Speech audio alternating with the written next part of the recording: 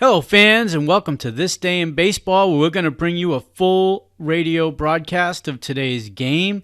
And before we do that, I just want to thank Classic Baseball Radio, and there's a link in the notes where you can check out their full channel. They have many great radio broadcasts. And while you're listening to today's game, if you want to check out much more about the game and the players, look on the links below, and you're going to see links to player pages, the date the game happened, the year it happened, and the play-by-play. Enjoy the game, and check out the links while you're watching the game, and please don't forget to hit the subscribe button so that every time new content comes out, you're going to get that firsthand. And thank you again for checking out This Day in Baseball, and enjoy the game. You're listening to the between-game music here on WGY. The Mets going down to defeat 8-2 at the hands of the Milwaukee Braves in the opener of this Sunday's doubleheader at Shea Stadium. From Shea Stadium in New York, it's the New York Mets against the Milwaukee Braves in the second game of today's doubleheader. Rheingold Beer brings you National League Baseball with the New York Mets. Rheingold, New York City's largest selling beer. And what a remarkable thing that is. In New York, the city of so many different people with different tastes, one beer has become the favorite. Rheingold Extra Dry. We don't know why so many people like our beer, but we must be doing something right. This game is also brought to you by Viceroy. Not too strong, not too light. Viceroy's got the filter for the taste that's right. And by the Shell Oil Company, makers of Super Shell, the gasoline for good mileage. Stop at the clean white pump for Super Shell. Hi, everybody. This is Ralph Kiner, along with Bob Murphy and Lindsey Nelson for the second game of this doubleheader. The umpires have gone over their lineup cards. They have taken their statements, and we're about all set to go. The lineups for this second game, the first game won by Milwaukee 8-2. We'll see Bobby Klaus as leadoff batter for the Mets playing third base. Batting second, and at second base, Ron Hunt. Batting third, playing right field, Johnny Lewis. In the cleanup position, in left field, Joe Christopher. Batting in the fifth position and playing first base, Ed Kranepool. Batting sixth, and in center field, Ron Swoboda. Batting seventh, the shortstop, Roy McMillan. Batting eighth and catching Chris Canizero. And the pitcher, Larry Bernard, will be batting ninth. Mets have won 8 and lost 15, and now they take the field. The Milwaukee Brave lineup, they have a record of 10 wins and 9 losses now, winning the first game. We'll see Felipe Alou as the leadoff batter in center field. Batting second and playing in left field, Mac Jones. Hank Aaron will bat third. He'll be playing right field. In the cleanup position, batting fourth and playing third base, Ed Matthews. The catcher, Joe Torre, will be batting fifth. Gene Oliver at first base, batting sixth. Dennis Menke at shortstop, batting seventh. Frank Bowling, the second baseman, in the eighth batting position. And the pitcher, Clay Carroll, batting ninth. The umpires for the game today, this second game, Lee Wire behind home plate. At first base, John Kepler. At second base, Frank Ciccori. And at third base, Ken Burkhardt. So Larry Bernard, who is making his fourth Major League start. Larry had one start in 1964. He won 5 and lost 5, was in 44 games. He became the first Met to ever win 4 games in a row in 1964. He hurt his shoulder, and his record fell off after those 4 in a row to a 5 and 5 record. His first year in the Major Leagues, 1963, he won 3 and lost 8. That was in 58 games. He made his first Major League start against San Francisco, July 18th of 1963. After 7 innings, he was taken out leading 5-4, but the Mets went on to lose it 6-5. He had made 30 prior appearances in relief before his first start, and now here today he is making his fourth start. His record 0-1, and the first pitch to Felipe Alou is hit down to second. A 2-hopper taken by Ron Hunt. He goes to Kranepool, 1 away. So Felipe Alou, batting at .229, is out for the first out of his second game. It'll bring up Mac Jones. Batting at second position, number 48, left fielder, Mac Jones, a left-hand batter, hitting at .227. Jones had a 2-run home run in the third inning of the first game won by Milwaukee 8-2. And the first pitch by Larry Bernard is swung on a miss, strike one. Larry coming in with a fastball in the outside corner, picking up the first strike. And now the right-hander back again. And a drive to left field high in the air. Moving back in the warning track is Christopher. He's looking, it is going, and it's ball.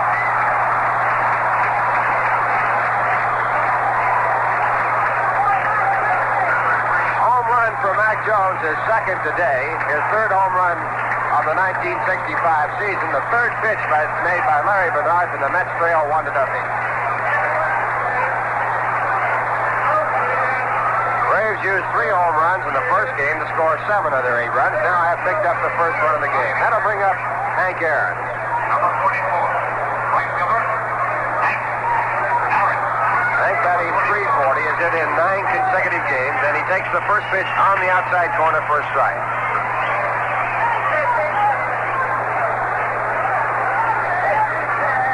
Hank had 2 hits and 5 times up in the first game, both infield hits. Now he singles to center field. Pitch lined into center field, taken by Swoboda on the second hop, and he throws it on in. That'll bring up the cleanup batter, Ed Matthews. Hank Aaron now has hit in 10 consecutive ball games.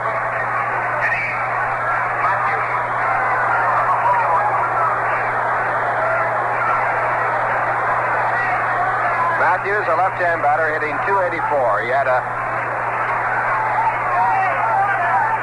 single and 5 times up in the first game. He drove in a run, and he takes the first pitch, hits it down to second. A chance for 2, bobbled by Ron Hunt. Ron Hunt is trying to pivot around and get the ball off to the shortstop, Roy McMillan, covering at second base. Reached in, couldn't grab a hold of it, and hang on to it. It's an error against Ron. So that keeps things going for the Milwaukee Braves. Puts runners at first and second base. And it brings up Joe Torre. Joe had a 2-run home run in the first inning of the first game off Al Jackson to put the Braves out in front. And he had a single to go along for a 2-for-4 first game day. Batting at .311 with 4 home runs and 9 runs batted in. And Hank Aaron's chased back to second base as Larry Bernard spins around in the pitching rubber.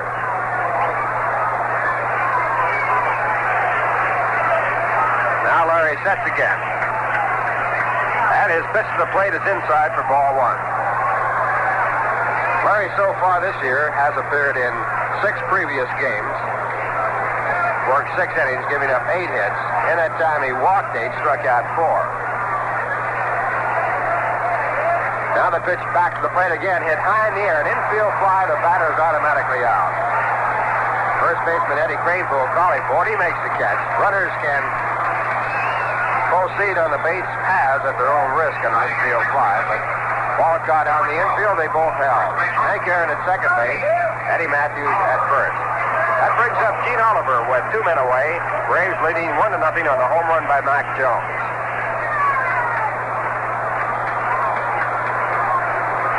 Oliver, a right-hand batter, hitting at .143. 2 for 5 in the first game.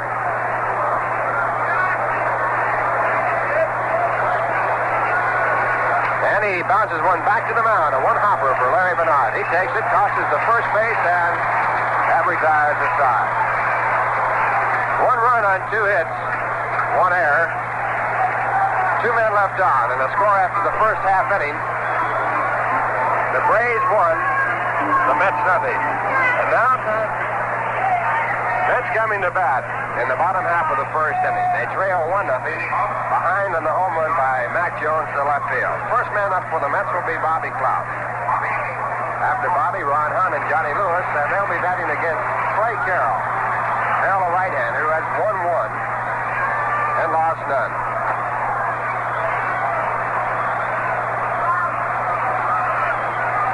This is his second major league start, his 6th game this year, and the first pitch is inside and high, ball 1. Fastball missing around the letters. Bell has worked 5 2/3 previous innings, giving up 8 hits, walking 2, striking out 1. And he comes back with a fastball for a strike. 1 ball, 1 strike. Carroll is 24 years of age, 6'1", 190 pounds. lives in Sarasota, Florida. Spent most of last season with Denver in the Pacific Coast League. Now he goes into the windup as 1-1 delivery. Curveball that's on the outside corner. It's strike two. 1-2 on Bobby Klaus, who's batting 149.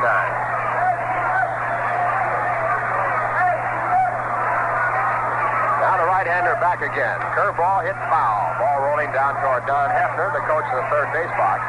Yogi Berra coaching at first base. He caught in the first game. In this game, Chris Canizaro's doing the catching.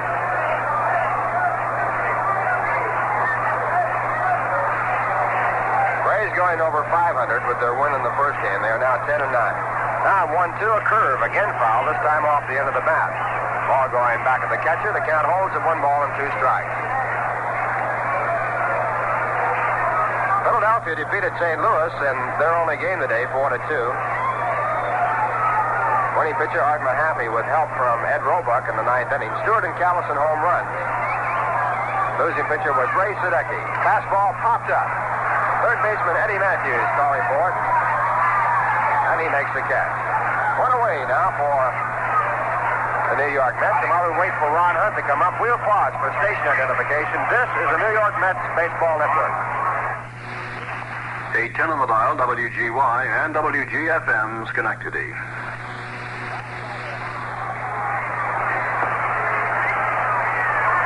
Ralph Keider along with Bob Murphy and Lindsey Nelson from Shea Stadium. The second game just getting underway. Braves lead 1-0. And the Mets with their second hitter up. Ron Hunt, he takes the curve for a strike.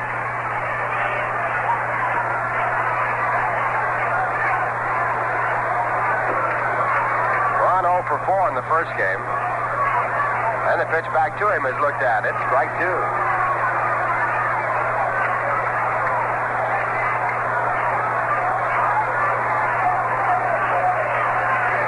2 to Ron Hunt with Johnny Lewis on deck. Then Craig Carroll into the windup and back at 2 strikes. It's in the dirt, and on the play, Ron Hunt was going to bunt for a 2-strike bunt and look for a base hit. But the ball is bounced in the dirt. It goes on back to the screen, and the count moves to 1-2.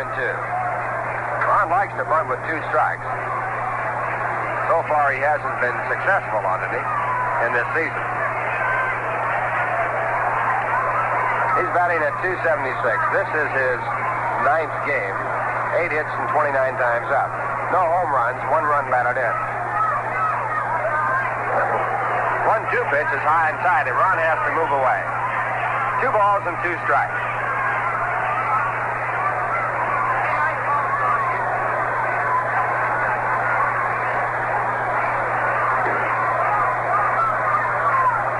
Two balls, 2 strikes. Carroll, a long look at the signs now into the windup. And a curveball is too low for ball 3. Count goes to 3-2. And now Joe Torre trotting out to the mound to take the ball back and have some words with Clay Carroll. Another National League score at the end of 8. Pittsburgh leading Cincinnati 3-2. Arrigo now pitching for the Reds. McBean in for the Pittsburgh Pirates. Reds picking up 2 runs and a home run by Pavletic in the 7th inning. At the end of 3 innings, Minnesota 3, Chicago nothing. White Sox have Howard going for them. Pasquale for the Twins. 3-2 pitches, ball 4. So Ron Hunt becomes the first Met base runner. And with 1 away here in the bottom half of the first, the batter will be Johnny Lewis. Mets trailing 1-0. Braves taking the lead on a home run by Mac Jones. Starting pitchers at Los Angeles, Kansas City playing there. O'Donohue for the Athletics. Newman going for the Angels. Johnny Lewis, batting at 260, a left-hand batter. Down 0 for 3 in the first game. The runner goes. The pitch is hit to deep left field, going way back, but not far enough. Waiting there is Mac Jones. Hunt comes back to first, tags up. He moves on down halfway to second and holds there. So Johnny Lewis on the hit-and-run play, hitting a long fly ball to left field. 2 men away. That brings up Joe Christopher.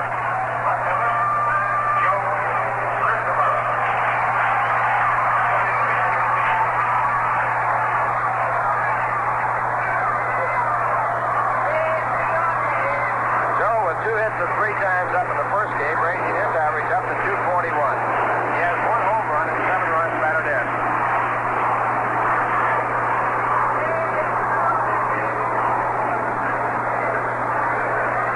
And the first pitch to Joe, a breaking pitch for a called strike.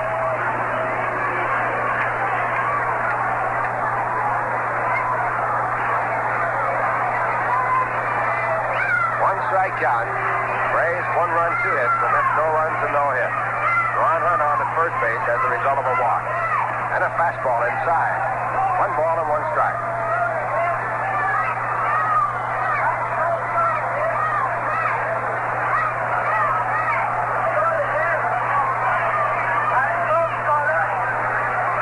Christopher, a right-hand batter, stepping out of the batter's box. Now getting back in.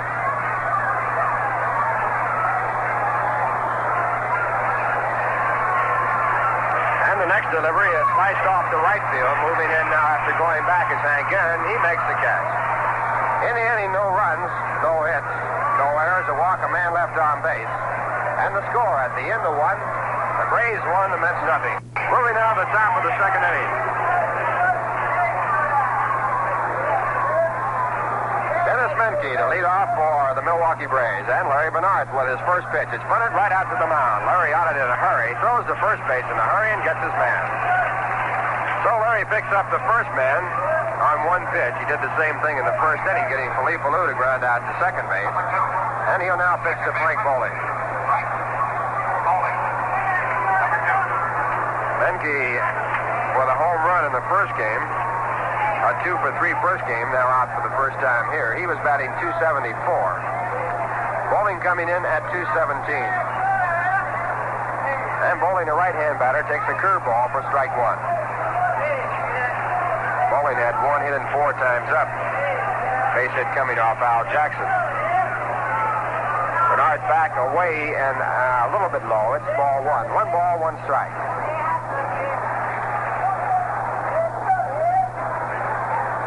Braves leading 1-0. And the next pitch is hit slowly to third. If it stays fair, it's going to be a base hit. They're going to let it roll, and it hits the bag. So it's a base hit. Bobby Klaus had no other chance. A swinging bunt. Ball chopped right down the line. He was coming in, decided to let it roll, hoping that it might go foul. It went on down and hit the bag in fair territory. So Bowling gets a hit. And with 1 out, the pitcher, Clay Carroll, comes up. This will be the first time that he's been at bat.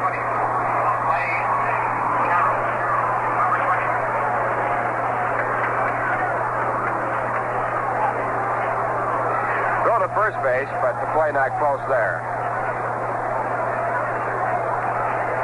Bowling not too fast. Short lead at first. Mets looking for a bunt with 1 away. And the pitch is bunted foul. Ball down in the dirt. Strike 1. Bell has been in 5 games. He has yet to be up. So this is technically his first time at bat. We'll have to wait and see what happens before we'll actually know whether he'll get charged with an at-bat. Braves leading 1 run on 3 hits. The Mets no runs and no hits.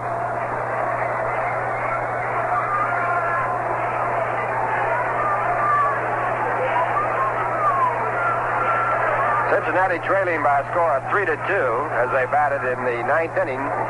Came up with 3 runs. They have taken the lead over Pittsburgh 5-3 now. Pittsburgh batting in the bottom half of the 9th.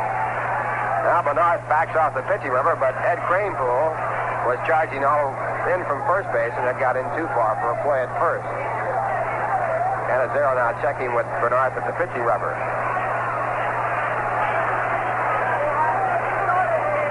Philadelphia over St. Louis 4-2 in their only game. Cincinnati leading now 5-3 in the bottom half of the 9th. At the end of 8, Houston 8, Chicago 5. And at the end of 2, the Dodgers nothing, the Giants nothing. Right here, 1-0, Braves lead. Now the pitch. It's butted out in front of the plate. Have to go to first base. Canizero picks it up, throws to Ron Hunt covering there. And the sacrifice is executed as Frank Bowling goes on down to second.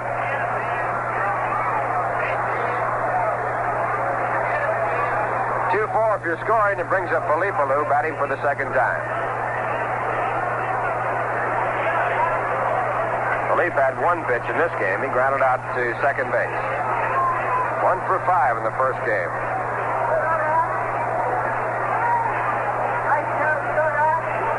Alou batting .225, a right-hand batter. And the first pitch here is taken for a strike.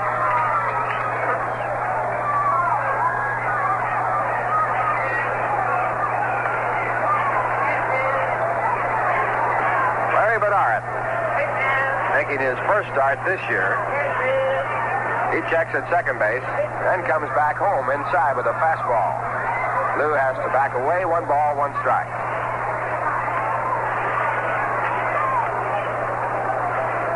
Larry, 23 years of age, 6'2", 203 pounds. He lives in Huntington Station, New York now, Long Island. And a 1-1 delivery right through the middle. Going over is Ron Hunt to come up with the ball. He throws to third base, and the runner is safe there, but he saved a run. Base hit for Felipe Alou, and Ron Hunt, how he got back there is anyone's guess, but he backhanded that ball in back of second base. It was on its way to center field, and Frank Bowling rounded it third. Hunt tried to get him after he had made the turn, but Bowling got back in time. A good play on his part. And so now Milwaukee with a runner at third base and one at first, a base hit for Lou. And the batter is Mac Jones. Mac with a home run his first time up. He swings and misses, strike 1.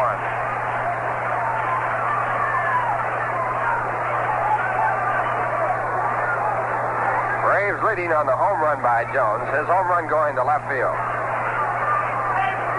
Third home run this year. And the pitch is a changeup. It's inside and high. 1 ball, 1 strike.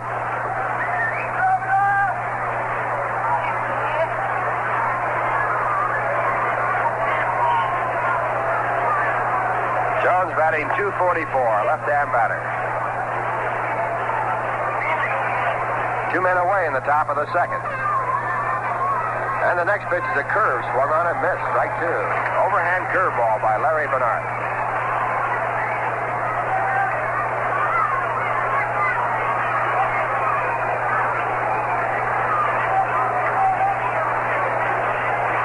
One ball, 2 strikes. Chris Canizero sending the signs out to Larry. Runners at first and third. And the pitch. Curveball hit down the left field line, foul. Ball going into the lower stand. The ball was a line drive in there. And now Canizero out to the mound to talk with Larry Bernard.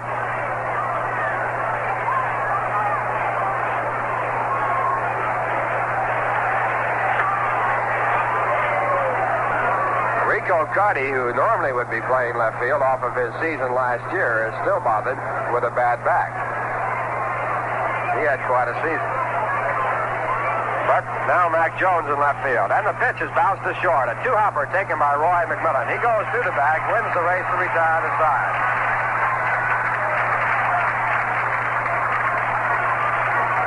In the inning, no runs, 2 hits. There were no errors. 2 men left on, and the score at the end of 1.5 innings. The Braves won, the Mets nothing. Now the Mets trailing 1-0, coming to bat here in the bottom half of the second. Ed Kranepool to lead off. On the mound, Clay Carroll, and he's now pitching to his 5th man. And the first pitch is looked at for a called strike. Ed with a base hit his last time up. 1 for 4 in the first game. His average now at .354. Braves winning the first game 8-2.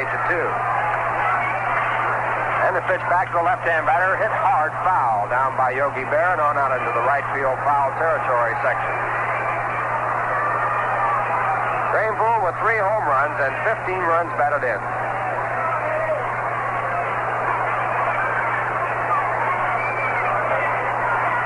Milwaukee infield playing Ed very deeply. Outfield also deep and shaded toward right field. He's being played as a pull hitter. And at 2 strikes, fastball is outside. 1 ball, 2 strikes. Dean Oliver at first base for Milwaukee. Frank Bowling at second base. The shortstop, Dennis Menke. The third baseman, Ed Matthews. Catcher Joe Torre.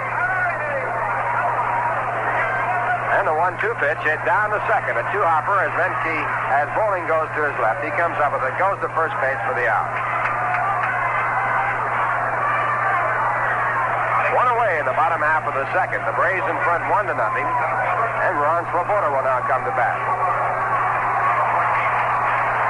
Arm went 0 for 3 in the first game. The drop is averaged down to 302. He has 7 home runs, 14 runs batted in.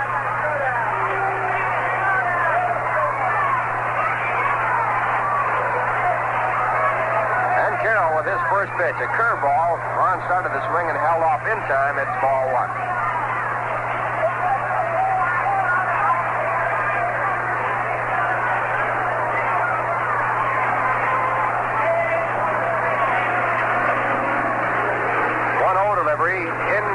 Too low. It's ball 2. 2 balls, no strike. Ron's mother is up here from the Baltimore area to watch him play here today in this doubleheader. Incidentally, Baltimore defeated Detroit 7-1. The winning pitcher, Milt Pappas, he gave up only 6 hits. Losing pitcher was Phil Reagan. Powell a home run in the third with no one on. In there with a fastball. 2 balls, 1 strike. At the end of 4.5, Minnesota 4, the White Sox nothing. Kansas City out in the top of the first, no score. Angels coming out. That game out on the coast, the West Coast. 2 balls, 1 strike. And the pitch back to Swoboda. It's too low for ball 3. 3 balls, 1 strike. Cleveland defeated Boston 9-4 in their first game. In the second game, going for Cleveland, Sonny Siebert, pitching for Boston, Stevenson. Yankees lost to Washington in a single game schedule, 5-4. Whitey Ford, the losing pitcher. A swing at the 3-1 pitch, strike 2. Winning pitcher in that Yankee game for Washington, Phil Ortega, former Dodger. Lentz and Lopez, Hector Lopez, home run. Both coming with no one on. Here's a 3-2 pitch. Down low, and it's ball 4. So for the second time, Clay Carroll, he's unhappy about the call. Walks a man on a 3-2 pitch. Mets have their second base runner in the game, and it brings up Roy McMillan.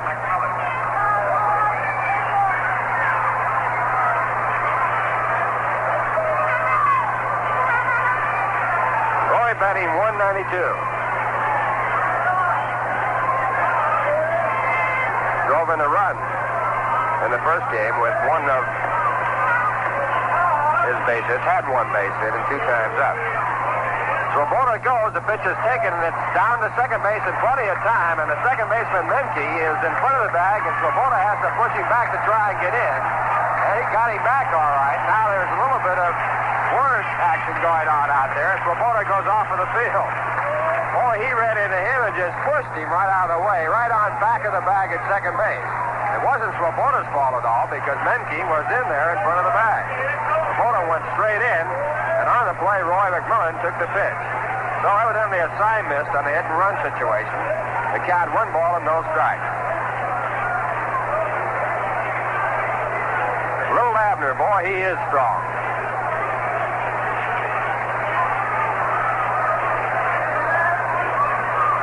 1 ball, no strikes. The pitch back to McMillan. A foul ball top down the third base side. So the count at 1-1. Scoring on that play goes 2-6 if you're keeping score with it. Braves lead 1-0. They have 1 run and 4 hits. The Mets have no runs and no hits. Clay Carroll against Larry Bernard.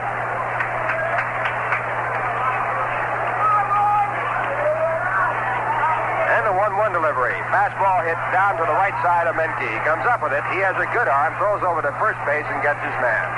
That retires the side. No runs, no hits, no errors. No one left on base, and the score at the end of 2. The Braves 1, the Mets nothing. Now the Mets trailing 1-0, coming to bat here in the bottom half of the second. Ed Greenpool to lead off. On the mound, Clay Carroll. And he's now pitching to his 5th man. And the first pitch is looked at for a called strike. Ed with a base hit his last time up. 1 for 4 in the first game. His average now at .354. Braves winning the first game 8-2. And the pitch back to the left-hand batter, hit hard, foul down by Yogi Berra and on out into the right field foul territory section. Greenpool with 3 home runs and 15 runs batted in.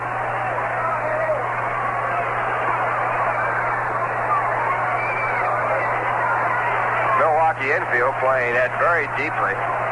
Outfield also deep and shaded toward right field. He's being played as a pull hitter. And at 2 strikes, fastball is outside. 1 ball, 2 strikes. Gene Oliver at first base for Milwaukee. Frank Bowling at second base. The shortstop, Dennis Menke. The third baseman, Ed Matthews. Catcher, Joe Torre. And the 1-2 pitch hit down to second. A 2-hopper as Menke, as Bowling goes to his left. He comes up with it, goes to first base for the out. 1 away in the bottom half of the second. The Braves in front 1-0. And Ron Swoboda will now come to bat. Ron went 0 for 3 in the first game. The drop is averaged down to .302. He has 7 home runs and 14 runs batted in.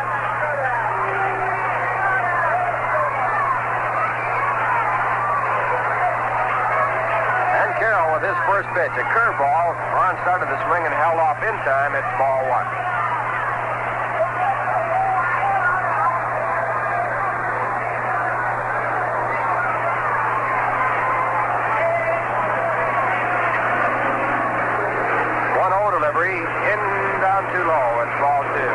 No strike. Ron's mother is up here from the Baltimore area to watch him play here today in this doubleheader. Incidentally, Baltimore defeated Detroit 7-1. The winning pitcher, Milt Pappas, he gave up only 6 hits. Losing pitcher was Phil Reagan. Powell a home run in the third with no one on. In there with a fastball. 2 balls, 1 strike. At the end of 4.5, Minnesota 4, the White Sox nothing. Kansas City out in the top of the first, no score. Angels coming out. That game out on the coast, the West Coast. 2 balls, 1 strike. And the pitch back to Swoboda. It's too low for ball 3. 3 balls, 1 strike. Cleveland defeated Boston 9-4 in their first game. In the second game, going for Cleveland, Sonny Siebert. Pitching for Boston, Stevenson. Yankees lost to Washington in a single game schedule, 5-4. Whitey Ford, the losing pitcher. A swing at the 3-1 pitch, strike 2. Winning pitcher in that Yankee game for Washington, Phil Ortega, former Dodger. Lentz and Lopez, Hector Lopez, home run. Both coming with no one on. Here's a 3-2 pitch. Down low, and it's ball 4. So for the second time, Clay Carroll, he's unhappy about the call. Walks a man on the 3-2 pitch. Mets have their second base run in the game, and it brings up Roy McMillan.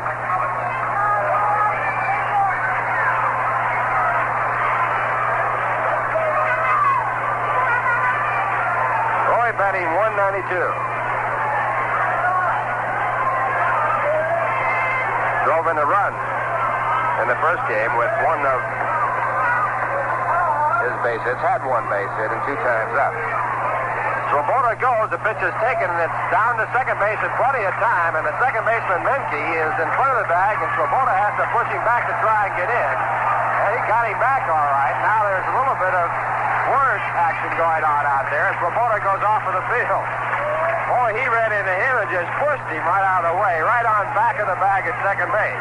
It wasn't Swoboda's fault at all because Menke was in there in front of the bag. Swoboda went straight in, and on the play, Roy McMillan took the pitch. So evidently a sign missed on the hit and run situation. The count 1 ball and no strike. Little Abner, boy, he is strong.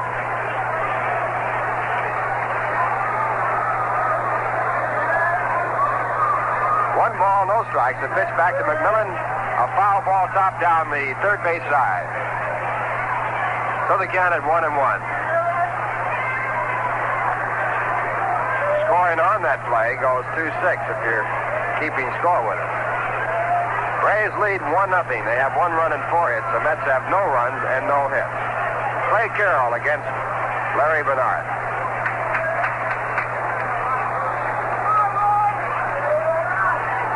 And the 1-1 delivery. Fastball hit down to the right side of Menke. He comes up with it. He has a good arm, throws over to first base and gets his man. That retires the side. No runs, no hits, no errors. No one left on base, and the score at the end of 2. The Braves 1, the Mets nothing. We move to the top of the 3rd. Braves leading 1-0 as they come to bat against Larry Bernard. And the first man up will be Hank Aaron. Aaron singled to center field his first time up, his 3rd hit in this doubleheader. His record now at 10 consecutive games, and he's batting .354. And Larry starts him off with a fastball outside. 1 ball, no strike. Larry Bernard making his 4th major league start. 1-0 delivery, change of pace outside, ball 2. Larry taking plenty off. The count now at 2 balls and no strikes. Final score, the Reds with 3 runs in the top of the 9th defeated Pittsburgh 5-3. Winning pitcher Arrigo, losing pitcher McBean.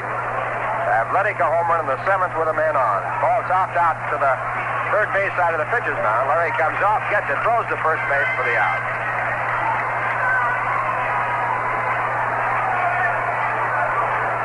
One out in the top of the 3rd, and the batter coming up is Eddie Matthews.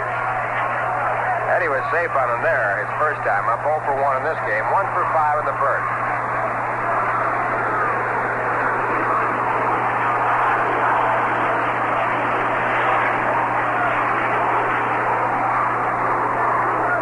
Coming up with 3 runs in the top of the 9th. They lead Chicago now 11-5 with the Cubs batting the bottom half of the 9th. First pitch is strike 1.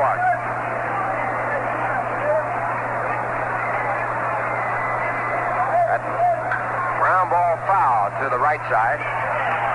Taken there by an old famous name.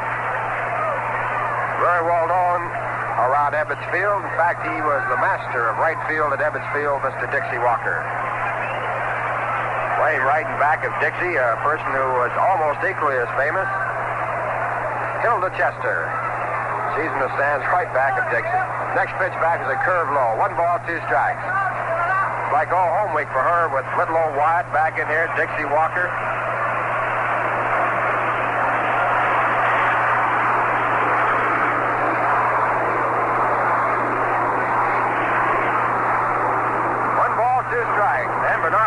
Back to the plate. The ball hit on the ground down to Ron Hunt.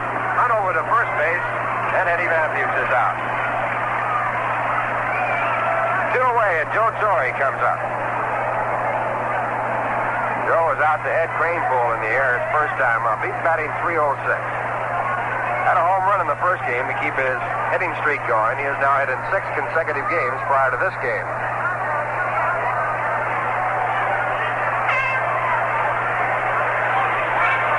Right-hand batter, had 20 home runs last year. And he lines one to center field, a base hit. Ron Swoboda coming over, picking it up, and Torre is safe at first. So Ed now has hit in 7 consecutive games. Joe Torre now has hit in 7 consecutive games, and it brings up Gene Oliver.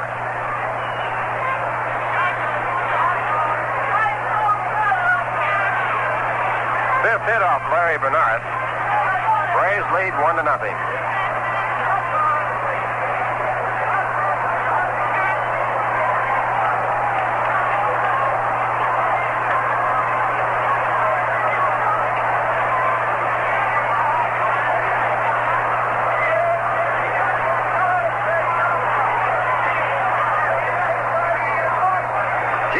Right-hand batter.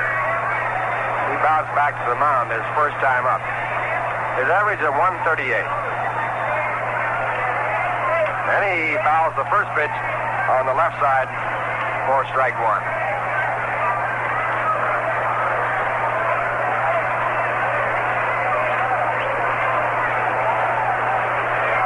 Team with 4 hits and 29 times up. He had 2 hits in the first game. Came into that game with only 2 hits.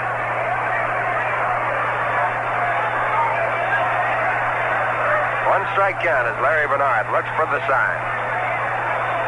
Joe Torre being held on at first base. And a changeup is hit in the center field. Ron Swoboda coming over quickly, and he makes the catch. Ron throwing the ball back in as he moved over, thinking that there were not two men away, but there were at the time, and that retires the side. No runs, one hit, no errors, one man left, and the score at the end of 2 1/2. The Braves won, the Mets nothing. Bottom half of the third, the Mets coming up against Clay Carroll, who is pitching for the Milwaukee Braves. Batting for the first time will be Chris Cannizzaro and then Larry Bernard, followed by Bobby Cloud. Carroll has not given up a base hit so far. Braves lead 1 0. His first pitch is a fastball for strike one. Houston defeated Chicago 11-5 in their first game of the doubleheader. Winning pitcher was Ken Johnson with help from Woodashek and Owens. Bob Buell, the losing pitcher. Next pitch to Cannizzaro, a curveball on the outside corner, strike two.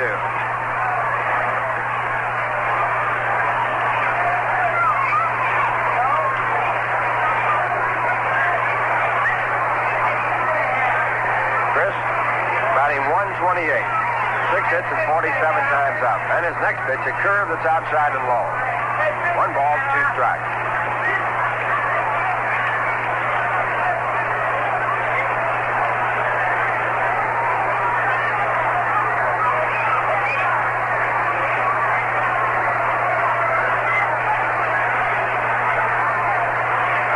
Clay Carroll, right-hander, taking time on the mound to take his signs from Joe Torre. Now at 1-2, fastball moves Chris away, and it's ball 2. 2 balls, 2 strikes.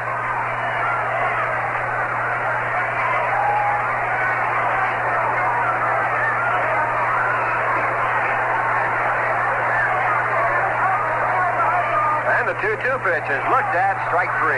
Chris thinking the ball too low, and that's a strikeout. The first one of the game for Clay Carroll.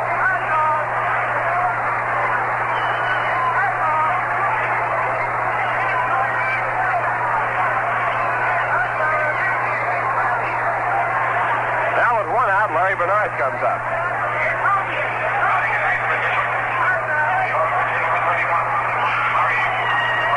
Larry has batted 1 time before. He hits the first pitch in the air to shallow left field. Mac Jones coming in to make the catch. 2 men away here in the bottom half of the third. The score 1-0. The Braves lead.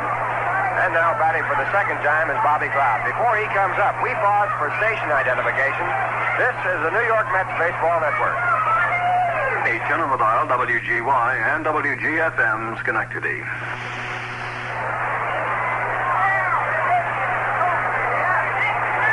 Ralph Kiner along with Bob Murphy and Lindsey Nelson from Shea Stadium. 2 men away in the bottom half of the third. Milwaukee leading 1-0. The batter for the Mets, Bobby Cloud. He fouled out the third his first time up, batting 147. And a curveball is low and away for ball 1. 1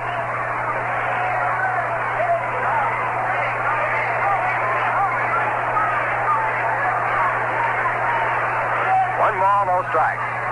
The next pitch is hit on the ground to short. Menke gets the bat off. It's off of his chest and goes into left field. Bobby Cloud holds at first base, and Menke now checking. It looks like it was off of his head, off of his forehead. So it'll be a base hit for Bobby Cloud. And now Frank Bowling checking with Dennis Menke as to where the ball did hit him. He doesn't appear to be hurt. I don't know how he does it, Ralph. He's got to be in pain, but he's laughing. And the ball apparently hit him just above the right eye on the head. Probably hit him right in the forehead, and of course a lot of ball players would take a little ribbing on that about couldn't hurt you there. He is laughing. He's grinning from ear to ear while the trainer is looking at his head. Well, listen, after Swoboda pushed him around out there, I guess anything can go. So he's okay, and Bobby Cloud gets the base hit. That's the first hit for the Mets. And it brings up Ron Hunt. Well, Bobby could use a little luck. He's been hitting it tough like, and you like to see a fella get a little break here and there when things have been going tough against him. Ron Hunt, the batter. Ron walked his first time up. 0 for 4 in the first game.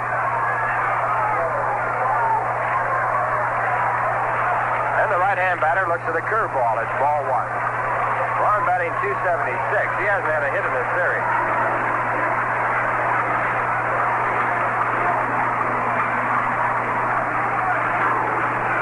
This is only Ron's ninth game. He's been attacked 29 times.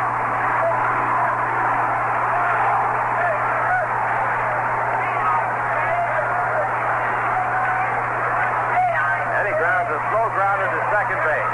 Frank Bowling takes it, throws to first base to retire the side. In the inning, no runs, one hit, no errors, one man left. And the score at the end of 3, the Braves won, the Mets nothing.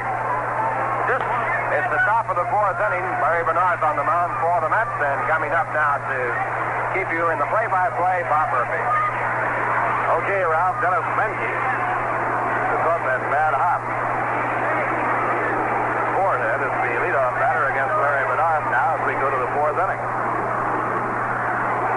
Dennis 0 for 1. Bounced back to Larry Bernard his previous time at bat. Breaking ball outside. 1 ball and no strikes. The Mother's Day crowd at Shea Stadium. The paid crowd today is 30,774. A little bit outside. 2 balls and no strikes. The total in the ballpark, 31,556.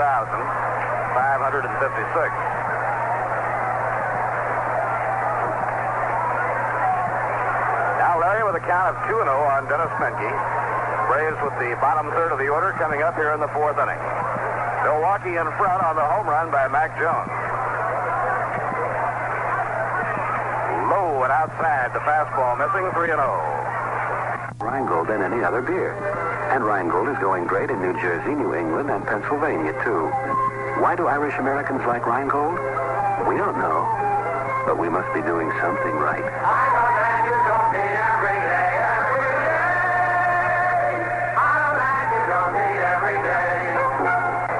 It's the top of the 4th inning. Larry Bernard's on the mound for the Mets, and coming up now to keep you in the play-by-play, Bob Murphy. Okay, Ralph, Dennis Menke. The club at bad hop. Forehead is the leadoff batter against Larry Bernard now as we go to the 4th inning. Dennis 0 for 1. Bounced back to Larry Bernard his previous time at bat. Breaking ball outside. 1 ball and no strikes. The Mother's Day crowd at Shea Stadium. The paid crowd today is 30,774. A little bit outside. 2 balls and no strikes. The total in the ballpark, 31,556.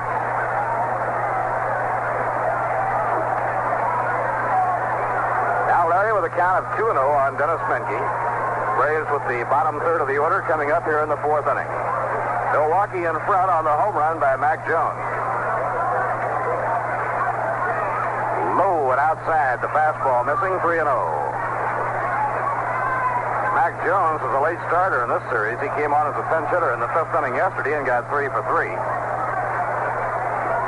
He now has 5 hits and 8 times at bat, including 2 home runs this series.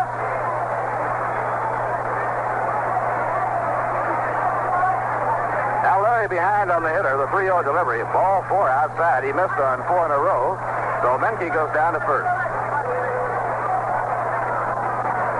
That's the first walk Larry has given up, and it brings up Frank Bowling.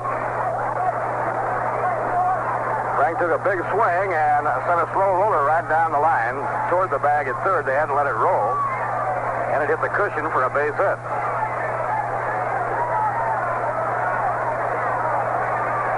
Now Larry off the stretch delivers. The runner goes, hit and run, ground ball on the right side of the diamond. The only play is to first, Hunt firing on to Cranepool. And so the Braves moved the runner by playing hit and run as Frank Bowling grounds out second to first. Now the pitcher, Clay Carroll, will be coming up. He sacrificed his first turn at bat trying to help build a run when he bunted Bowling across to second base. Carroll batting right-handed. He has not had an official time at bat this year.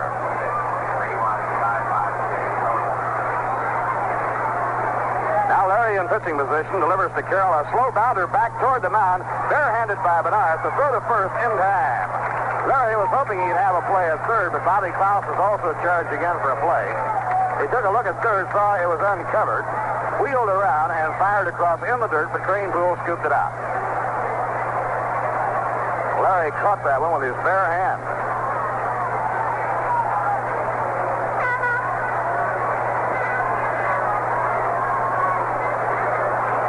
Now Clay Carroll has been retired on the batter. Moving on to third goes Dennis Benke. The batter is Philippe Alou, the leadoff batter. Philippe got a base hit his last time up. And a great fielding play by Ron Hunt saved a run. Had the ball gone through, Bowling would have come around to score. Ball one, fastball outside, and Larry had good stuff on it.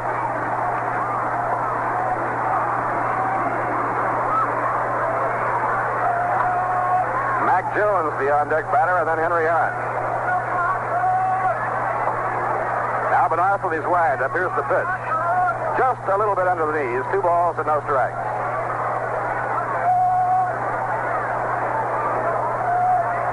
One week from Tuesday night, the Mets will be in Milwaukee, and they'll have a 3-game series out there at County Stadium, all-night ball games.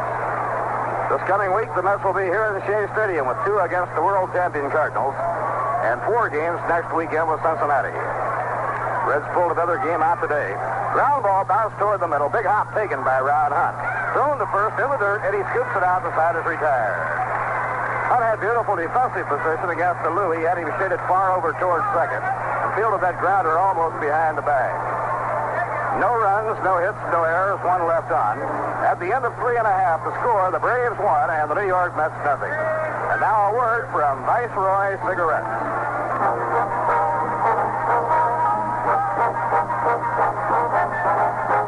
Which filter cigarette should you be enjoying today? Some brands taste too strong, as if they didn't even have a filter. And some taste too light.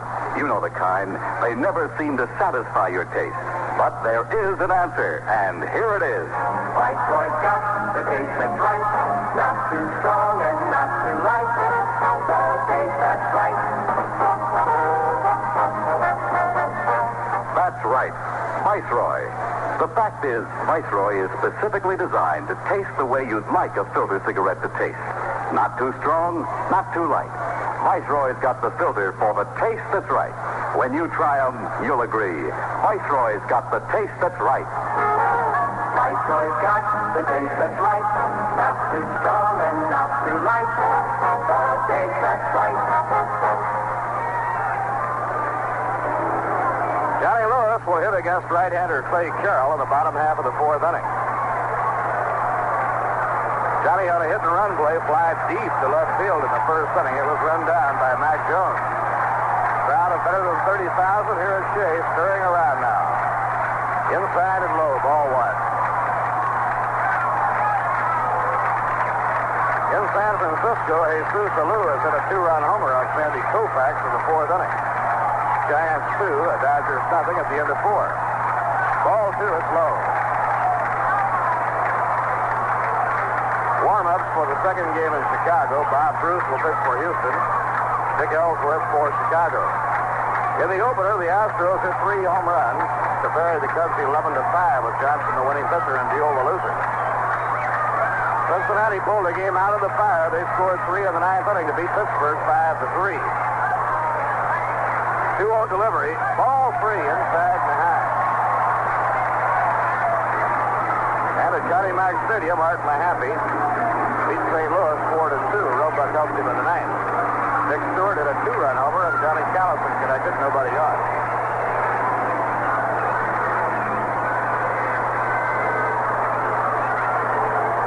Joe Torre going to the mound now to talk to his pitcher, Clay Carroll.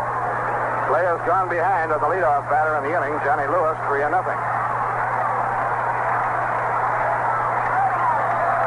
Now the pitch. Ball 4.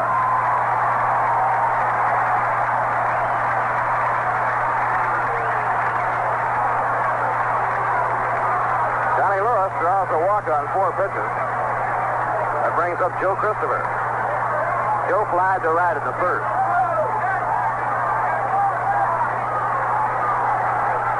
This is the rubber game of the series. The opening game of the series was rained out Friday night. The Mets won behind Jack Fisher and Vinny Ryback yesterday on 2 home runs by Ron Swoboda. Braves hit 3 home runs to win the 1st game today. Throw to first, not in time. 3 homers by Milwaukee, knocked in 7 of their 8 runs.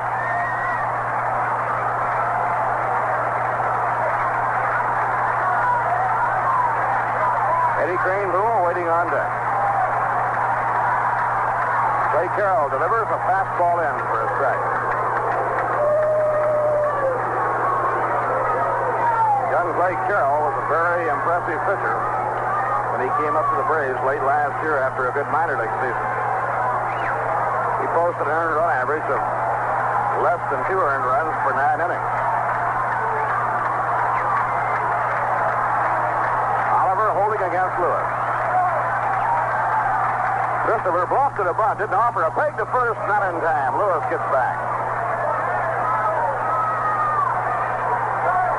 1 ball, 1 strike on Joe Christopher. The Mets are a run behind. We're in the last of the 4th inning.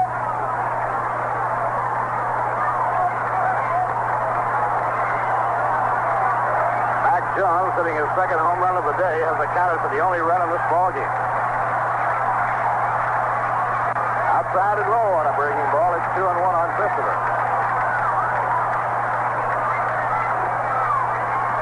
Base hits have not started to fall yet for Christopher, who wound up last year a 300 hitter with 76 runs batted in. Joe hitting .239.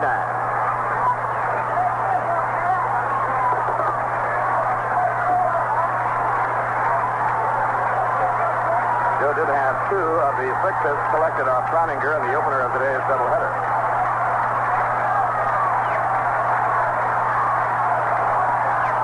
Now Carroll with a 2-1 pitch. A fly ball to center field, ambling back at Philippe Ballou. He taps the glove and makes the catch for the out. 1 out and 1 on. That'll bring up Cranepool. Eddie grounded out, 2nd to 1st. His only time at bat. Eddie got a base hit off Bowling's glove in the 9th inning of the opener. But he has gone through his first famine of the young season. Eddie's had only 1 hit in his last 10 times at bat.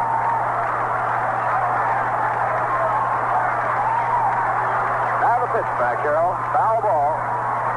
Wafted over behind the visiting dugout, back into the field box area, and the count strike 1 on Cranepool.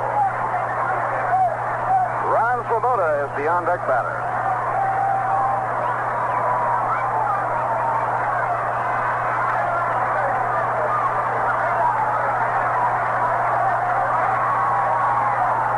Outside and high, he lays off. It's 1 ball, 1 strike.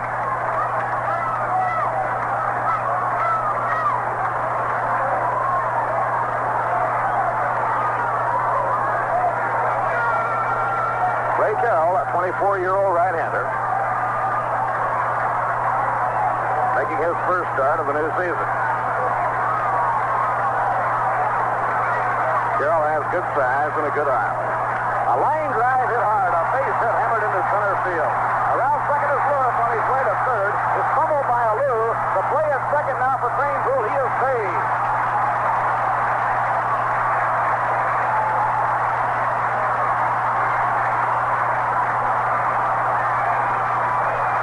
It'll be scored a double for Eddie Cranepool. He hit a sizzling smash to left center field. Alou coming over on the dead run, tried to snag it. Didn't field it clean. It popped out of his glove. He had to go after it, and Cranepool never broke stride. He goes all the way to second. And now there are runners at second and third, and that for Eddie Cranepool is his 9th double. So Eddie setting a fast pace and 2 base hits.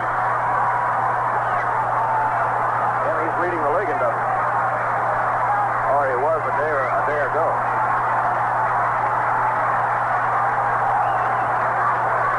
Bregan is out of the Milwaukee dugout. We're going to have a delay here while he talks to Clay Carroll. Nothing going at the moment in the Milwaukee bullpen. A walk to Johnny Lewis and a double by Ed Cranepool. Runners are on second and third, 1 out.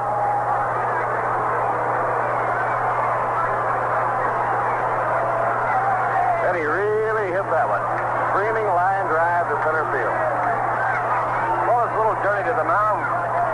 Bobby Bregan, I guess, just a social visit. He likes to go out there, maybe get seen because they got nobody warming up the bullpen. I thought for a minute as he went out.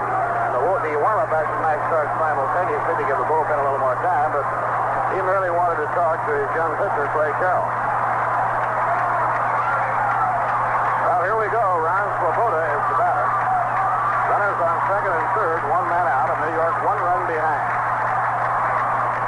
Ron drew a walk his first time up. Foul ball back into the screen. Ron was hitless in the opening game, but twice hit the ball very well, once to short a low-line drive, and the other time, his last time up, he put a loo back on the track in center field, about 400 feet out. Now Carroll using the full windup. Here's his pitch. A ground ball hammered down to third. The play will be at home. In the rundown now is Johnny Lewis. Torrey racing back, and he's tagged out by Joe Torrey. So now it'll be runners on first and third. Johnny Lewis was tagged out. Ground ball was hit to third, and in the rundown play, Torrey running Lewis back as Lewis stayed in there as long as he could to try and give Ron Swoboda a chance, but it didn't last that long. Ron has to settle for first base.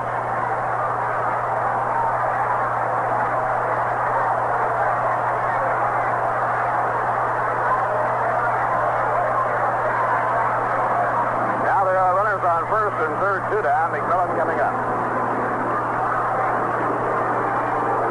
Singled in one of the 2 runs scored by the Mets in the first game. Runners at the corners, 2 men down. The pitch by Clay Carroll is foul back over the screen, no play.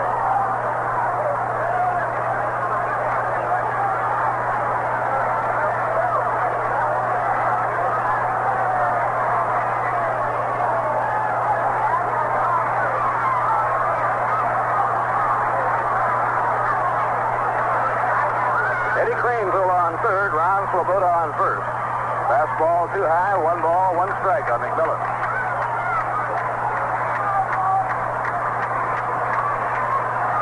It's a credit to the old pro, Roy McMillan, that after as many campaigns as he's been through, he is still strong enough and has the stamina to play both ends of a doubleheader. 1-1 delivery. Bounced foul, grabbed quickly by Joe Torrey. It's 1 ball and 2 strikes.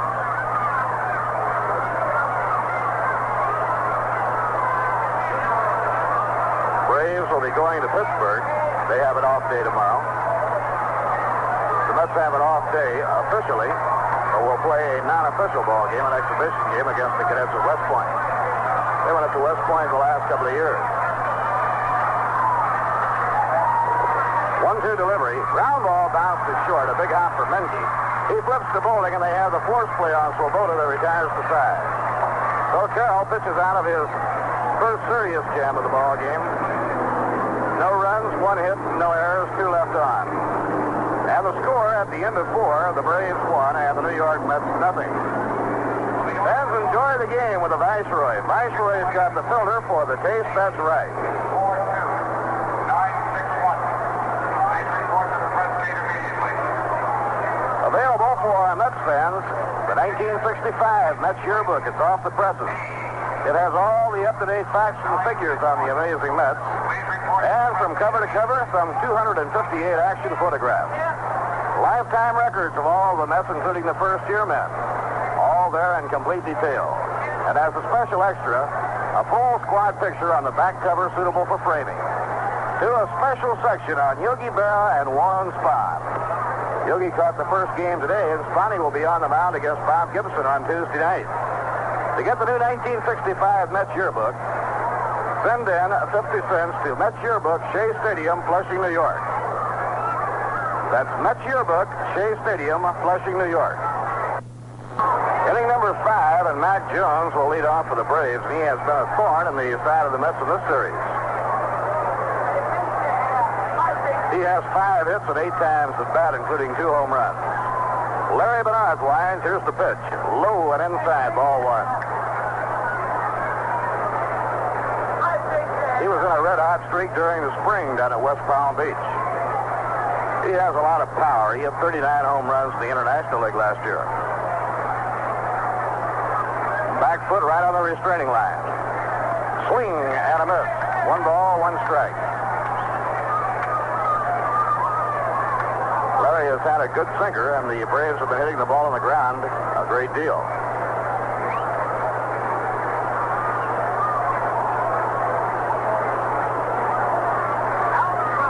1-1 delivery. High pop-up to short center. It could be tough to get to. Swoboda coming in. It breaks off McMillan's glove. On his way to second is Jones.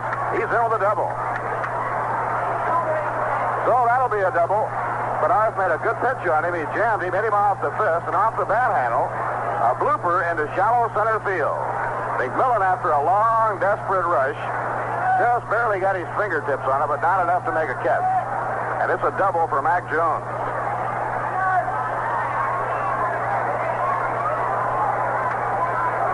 And those are the ones that offset those hard line drives that are caught. And Arth made a pitch that was about as good as you can make one. And the runner winds up on second. Henry Aaron, the batter. Henry has 1 hit and 2 times up. Ground ball wrapped hard. Oh, a play by McMillan. They've got Jones hung up between second and third. The ball is slipped to Bobby Klaus. Klaus tags him out.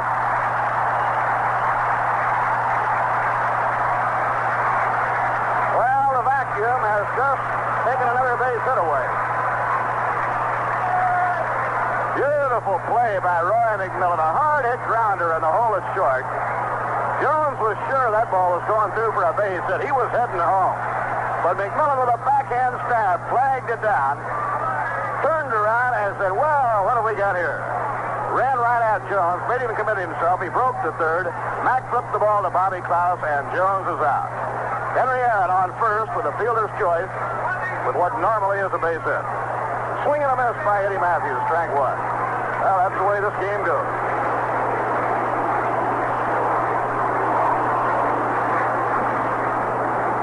That was a great play by McMillan. Mac seems to specialize in spectacular plays during doubleheaders. A throw to first, not in time.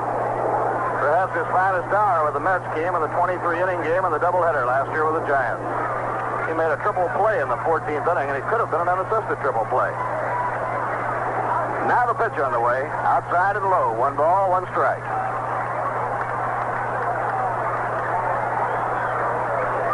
I think Jones thought he had seen that ball go by. Mac actually was lunging with it across the body, backhand stab, and reaching toward the outfield when he got it. Aaron grabs his lead at first. And a throw to first. Safe. It was close. Dive head first.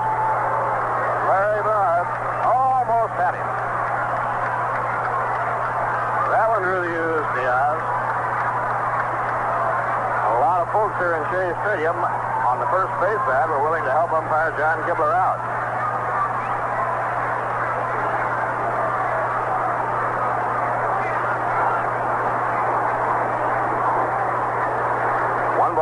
Strike on Matthews. Eddie has reached safely on an error, grounded out second to first. Albert Arth eyes the runner. And as he stays in the set position, watching Henry Aaron, Matthews now breaks the spell by stepping out. Henry Aaron is an outstanding base runner. You can count on him year in and year out to get you about 20 steals in spots where they're very important. Throw to first, not in time. 1 ball, 1 strike to count on Eddie Matthews. Eddie had 1 hit and 5 trips in the opener, a swing and a miss on a real good sinker. 1 ball and 2 strikes. Eddie was fooled by it, started it after, tried to hold up, but he had gone too far.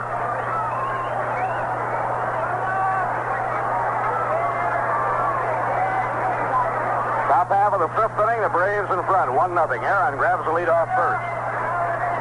Throws to first, not in time.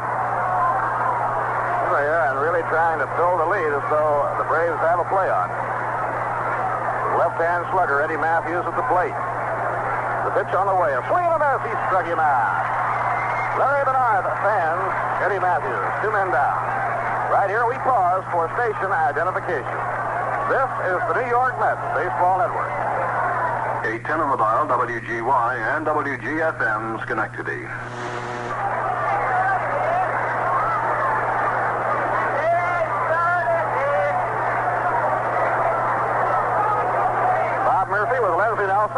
Kiner. We're at Shea Stadium in the top of the 5th inning.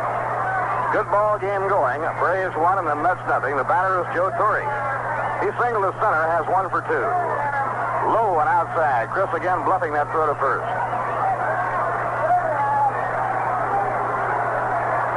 Torre had a single and a 2-run homer in the opener.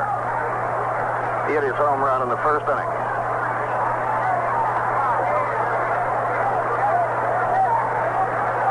Braves won the opener, so the Mets are battling hard trying to gain a split, and this is the rubber game of the 3-game series. Friday night ball game was rained out. It will be made up later on. Now Aaron with the lead off first. A pitch out, but nothing was on. Gene Oliver is the on-deck batter.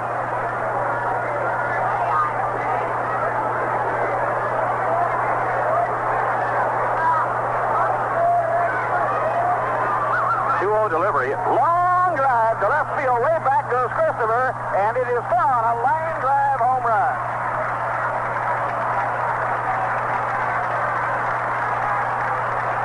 Number 5 for Joe Torre. That was a rocket shot. Very little height to it, just high enough to get over the fence. A streaming line drive hit by Joe Torre over the left field fence. A 2-run homer. The Braves have now hit 5 home runs this doubleheader. They hit 3 in the first game, and they have 2 now in the nightcap, and they lead 3-0.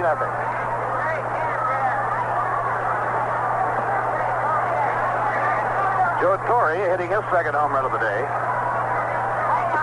Too high to Gene Oliver, ball 1. Mac Jones has hit 2. And Dennis Menke has hit 1.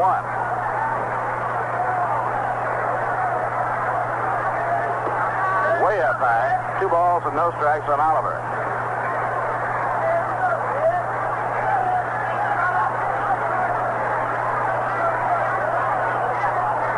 Braves as a team are going to hit a lot of home runs this year.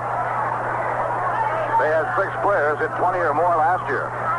Slow grounder down the third baseline, a real tough play. Bounce off down, throws, and he beat it out for a base hit. Oliver, a slugger, not fast to foot, and you play him deep. He took a big swing, but just stopped a real slow roller.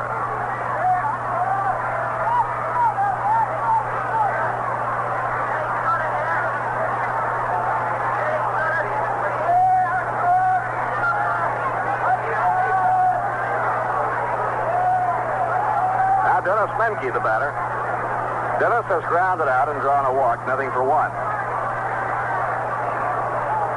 Bernard delivers, whacked foul, back toward the crowd, no play. Well, the heavy artillery has done a job so far for Milwaukee today. 3 home runs drove in 7 of their 8 runs in the opener. 2 home runs have driven in all 3 of their runs in this ball game. Yesterday, the Mets used the heavy artillery. Now the pitch. Low and outside. 1 ball, 1 strike. Ron Swoboda's 2 home runs drove in all 4 runs in a 4-2 win for New York yesterday.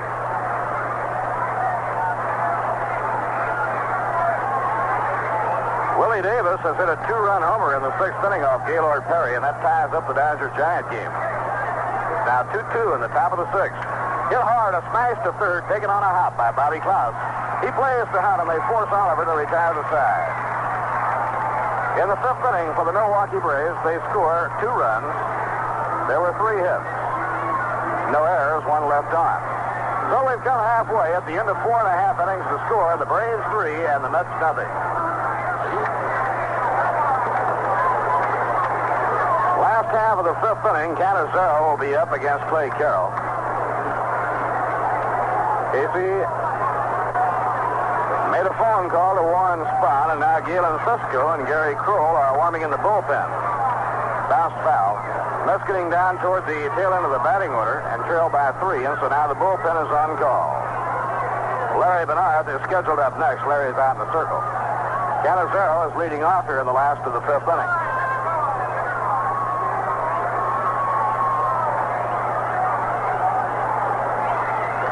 Carroll winding the pitch to Chris, too high and inside. 1 ball, 1 strike.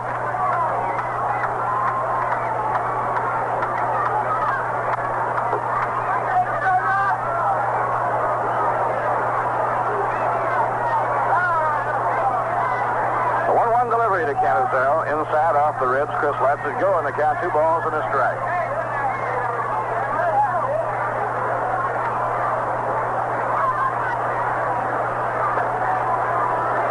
Not as many doubleheaders as usual for a Sunday this weekend. One game in Philadelphia, the Phillies beat the Cardinals 4-2, Mahaffey over Sadecki. Now the 2-1 pitch. Drive in the air to left field in front of it, waiting, and he falls down. Max Jones, it bounces over Jones. Canizero is on his way to second, and he'll go in standing up. That was a hard-hit line drive that fooled Max Jones. It will go as a 2-base hit. He was really stunned by Canizero. Jones appeared to be in front of it waiting, and then realized the ball had him fooled and was going to land a little bit in front of him. He lunged for it, and in doing so, slipped and fell. Ball bounced right over his head. He's lucky the ball didn't hit him. It went back to the fence. Now Larry Benoit is the scheduled hitter, and Jesse Gander will bat for him. Now Jesse Gander batting against Clay Carroll. Fastball, a strike on the inside corner. Washington built up a 5-2 lead over 8 innings, then held off the Yankees to win 5-4 in Washington. Ortega, the winner, Ford, the loser. Ground ball bounced toward the middle, off the glove of Finke, on into the outfield. On his way to third is Canizero. He had to hold up. And now runners are on first and third. Finke may have been partially blocked off that time. He was playing Gander, pulled over towards second. The ball was hit practically up the middle. Chris had to hold up to see whether or not the play was made. The ball just nicked the heel of the glove and went on into the outfield.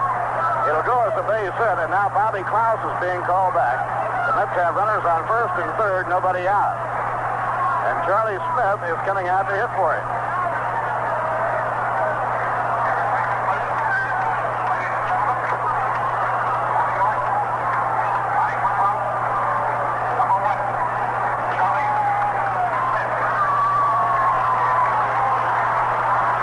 Odell is on call in the Milwaukee bullpen. Bobby Bregan is coming out to the mound. The Braves have a left-hander and a right-hander warming in the bullpen. So now skipper Bobby Bregan has gone to the mound to talk to his pitcher, Clay Carroll. Braves lead 3-0. We're in the last half of the 5th inning. In the Milwaukee bullpen is Billy Odell and Dan Osinski. Clay Carroll will stay in. Bobby wanted to talk to him for a moment, and now he goes back to the dugout. Cleveland won the first game today at Fenway Park, beating the Red Sox 9-4. They lead Boston 4-0 after 2 innings in the nightcap. Now the big crowd here at Shea has something to cheer about, and they're really starting to stir around. Charlie Smith, the hitter, a swing and a miss, strike 1. Baltimore turned back Detroit at the opener on a 6-hitter by Mel Pappas. They won it 7-1. Denny McClain against Jim Palmer in the nightcap.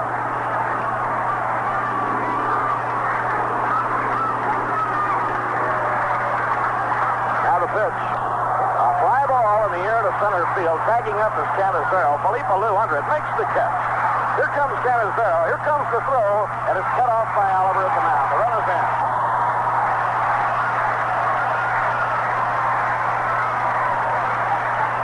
Charlie Smith delivering the run on a sacrifice fly.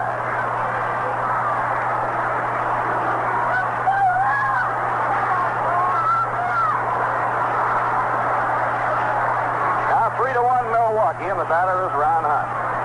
Ron has drawn a walk and grounded out of this one. Ron hitless in his last 9 times at bat. Braves have the infield looking for 2. Frank Bowling has shaded some towards second against Hunt. Oliver holding against the runner, Jesse Gander.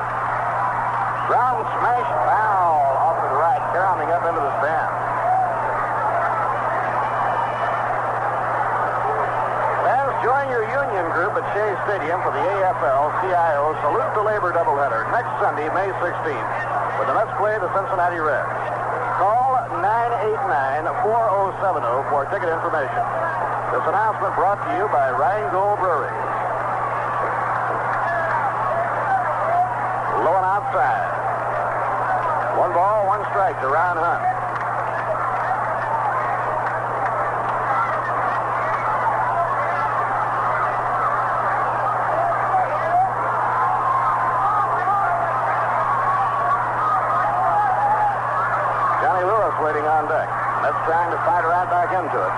The 1-1 pitch. An off-speed delivery just outside. Ron followed it all the way in, and the count is 2-1.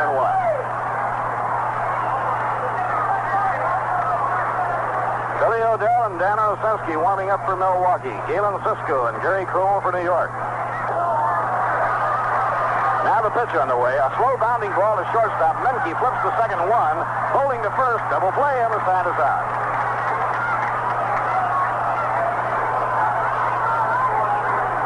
6-4-3 double play erases the threat. The Mets settle for one in their half of the fifth inning. 1 run, 2 hits. No errors. None left on. Now 5 complete, and as the ground crew comes out to manicure the infield for the remainder of the action. At the end of 5, Milwaukee 3 runs, 8 hits, no errors. The New York Mets 1 run, 4 hits, and 1 error. Larry Bernard left the game in favor of the hitter after pitching the first 5 innings. But Larry looked to have good stuff. He pitched well. Now pitching for the Mets. Batting in 8th position. Number 26, Galen Cisco. Number 26. Now catching for the Mets. Batting in the 9th position. Number 12. Larry Bernard in 5 innings allowed 3 runs, 8 hits, walked 1, and struck out 1. Larry had good stuff going, and he had good control. So now the changes for New York. Charlie Smith stays in the game. Charlie now playing third, so he has the leadoff spot in the batting order. Gander batted for Larry Bernard, and Jesse stays in. That means the pitcher, Galen Cisco, is in the number 8 spot in the batting order.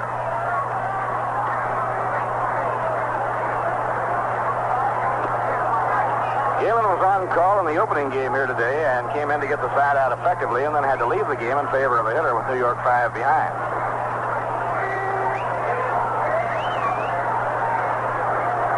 Frank Bowling will hit against Galen Cisco as we go to the 6th inning. It's 3-1 in favor of Milwaukee. Mets have hit the ball considerably harder the last 2 innings against young Clay Carroll than they did over the first 3. Frank Bowling has 1 hit and 2 times at bat. Pitch by Galen is a grounder, whacked to short, handled by Roy McMillan. He straightens up, throws in time, 1 down. So 1 pitch by Galen, he races Frank Bowling, and it brings up Clay Carroll, the Milwaukee pitcher.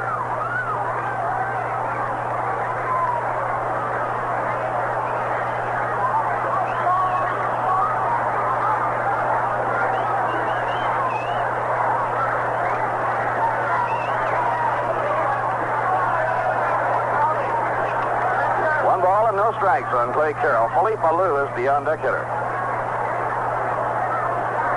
Now Galen out of his windup. Here's his pitch. Ground ball driven to short. Comes up on a big hop for McMillan. Max Pegg is in plenty of time. He's got him by 4 or 5 strides. So 2 up and 2 thrown out by Roy McMillan. That will bring up Alou, the center fielder. Philippe has 1 hit and 3 times up. He was deprived of an RBI when he got his base hit on a spectacular grab by Ron Hunt.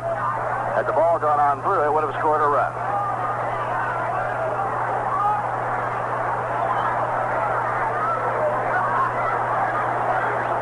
Pitch to Philippe, a sidearm delivery off the outside corner. 1 ball and no strikes. Galen seems to be getting in a better groove with each outing, and he's working faster and throwing with more authority.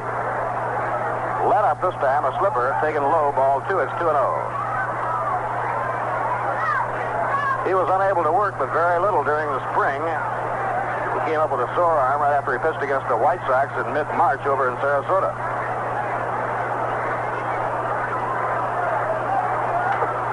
Driven in the air to center field, back goes Swoboda on the run and make it over his head. It's a long drive for an extra base hit. Alou is on his way to second, and he's then standing up with a line double. He teed off on that one. It was a climbing line drive like he'd hit a golf ball. So Philippe has his second hit. He's on second with a 2-out double. Coming on to bat is Mac Jones. Last time he came up, Bernard made a real good pitch. He jammed him, hit him off the bat handle, and Jones wound up with a bloop double. First time he came up, he hit the ball over the left field fence for a home run.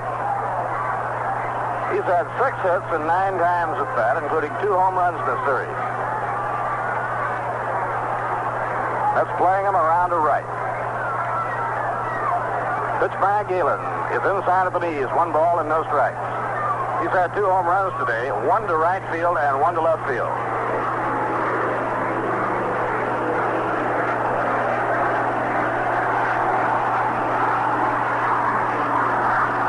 Way inside, Yonder has to dig it out. 2 balls and no strikes.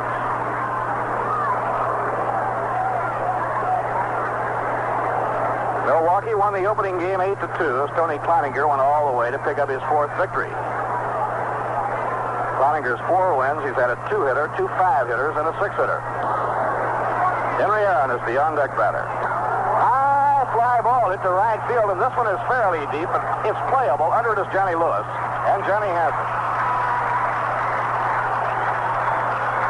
Side retired in the 6th inning. No runs, 1 hit, no errors, 1 left. At the end of 5 1/2, the score, the Braves 3 and the New York Mets 1. Now Johnny Lewis will lead off as we move now into the last of the 6th inning. Real good ball game going. Braves 3 and the Mets 1. The last 2 innings, the Mets hit Clay Carroll hard. The right-hander winds. Here's his pitch. Down in the dirt, it's ball 1.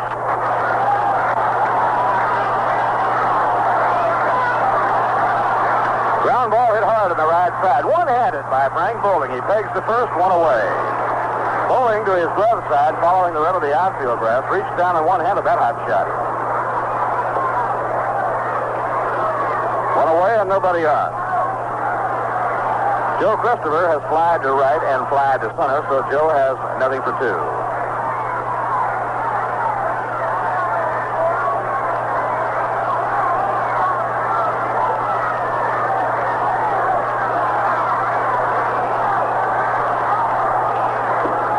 Under the knees, 1 ball, no strike.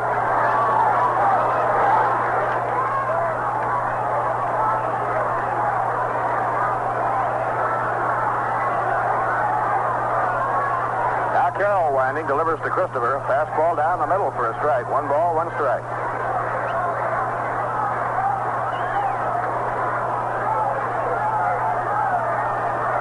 Clay Carroll, 24 years old, 6-footer who weighs 210. He holds up on the swing, and the breaking ball misses outside. It's 2 balls and a strike. Joe off to a slower start this year, although last year he actually didn't become a regular until just about this time of the year. Now the 2-1 delivery. A squibbler down the third baseline, picked up in a hurry by Carroll. He throws on to first in time. 2 men down. Joe took a big swing, but hit it on the ground slow halfway between the mound and the third baseline. So Clay Carroll, bouncing back strong here in the 6th inning, has retired the first 2 men. And now the hitter is Eddie Cranepool. Headlined a double into center field his last time up, 1 hit and 2 trips. So today, Eddie has had 1 hit in each game.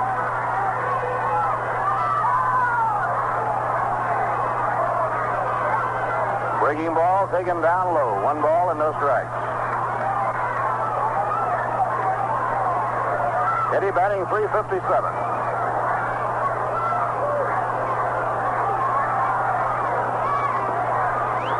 Ball 2, it's low. 2-0 now on Eddie Cranepool. So now Eddie steps out to check with Don Hefner to see if he has the green light on the 2-0 delivery. Ron Swoboda is on deck. Mets 2 behind, need to get somebody on. He takes inside of the knees, ball 3, and it's 3-0.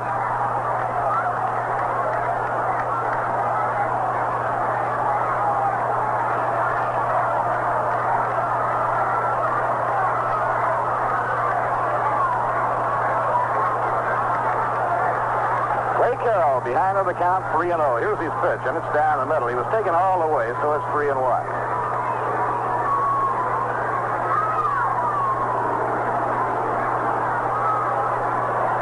3-1 delivery. Ball 4, low and inside, so Eddie goes down to first, and that brings up Swoboda.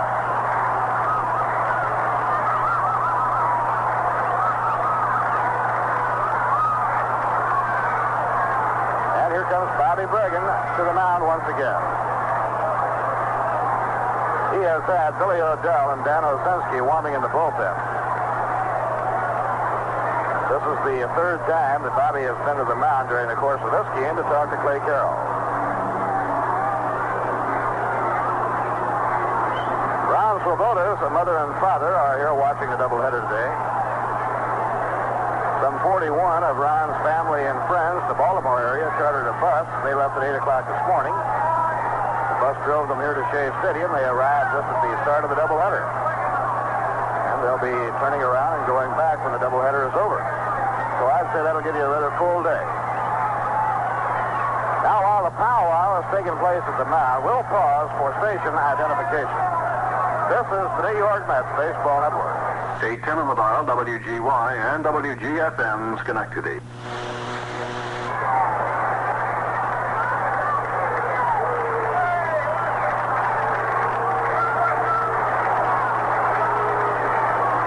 Todd Murphy with Lindsey Nelson and Ralph Kiner, and Bobby Bergen will make a pitching change. Clay Carroll is leaving the ball game. Dan Osenski is being brought in. Right-hander Dan Osenski is on relief. 2 outs and a man on. The pitch to Swoboda. Inside, it's ball 1. Dan Osenski worked the 8th inning yesterday with the Mets winning 4-2. He allowed 1 hit, and that was a single by Joe Christopher. He came to the Braves in a deal for Ron Pache. Last year with the Angels, he was in 47 games. Won 3 and lost 3. The veteran right-hander delivers. A swing and a miss by Swoboda. 1 ball and 1 strike.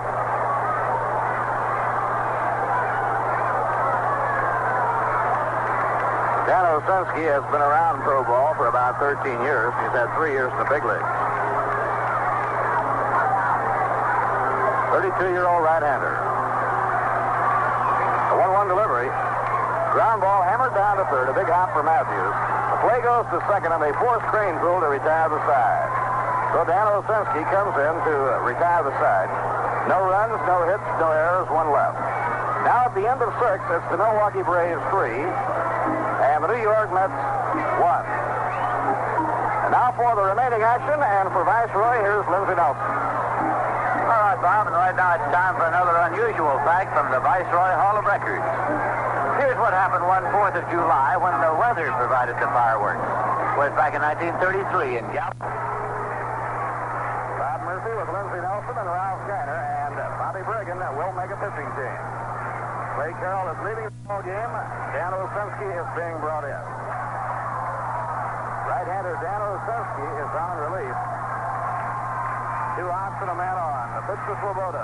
Inside, it's ball 1. Dan Osenski worked the 8th inning yesterday with the Mets winning 4-2. He allowed 1 hit, and that was a single by Joe Christopher. He came to the Braves in a deal for Ron Pache. Last year with the Angels, he was in 47 games. Won 3 and lost 3. Veteran right-hander delivers. A swing and a miss by Swoboda. 1 ball and 1 strike.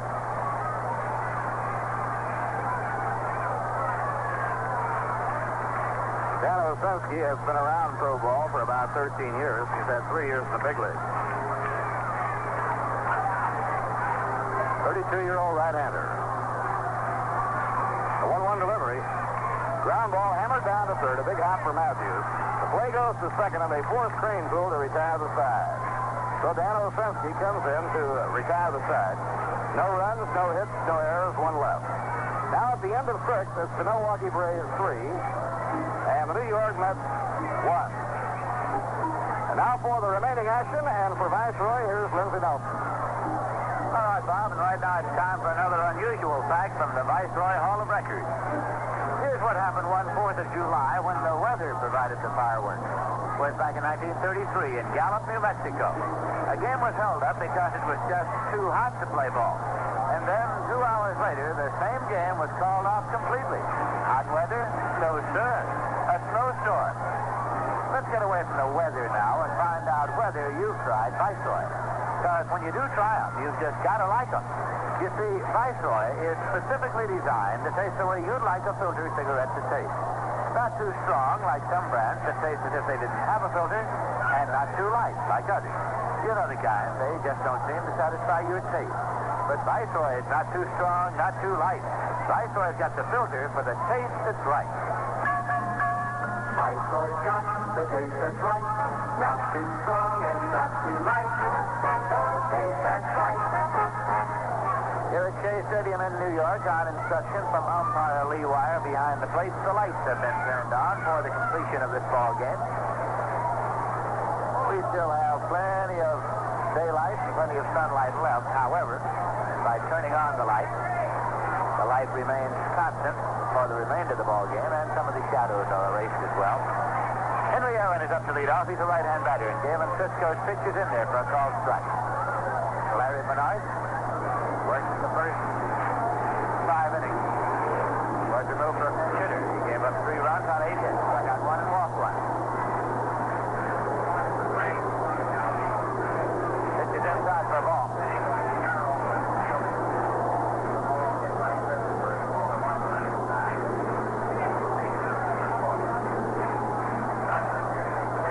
The report from the Braves locker room is that when Clay Carroll was fielding the ball hit by Joe Christopher in the 6th inning, a little number, he pulled a back muscle.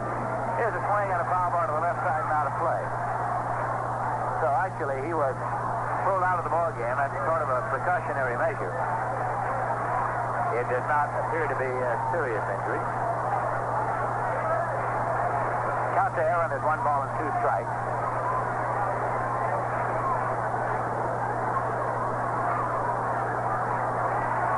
The Braves won the first game of today's doubleheader by a score of 8-2. And the Braves are leading in this one by a score of 3-1. Here's a pitch that is low, and Jesse Gonta was ready to fire it on down to third, but turns around to look at Lee Wire as the call is ball, and it's 2-2.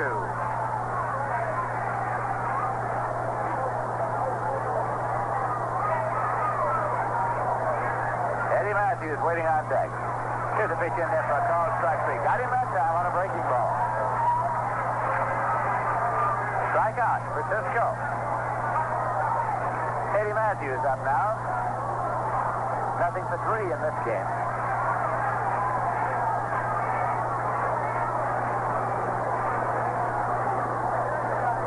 Candlestick Park in San Francisco.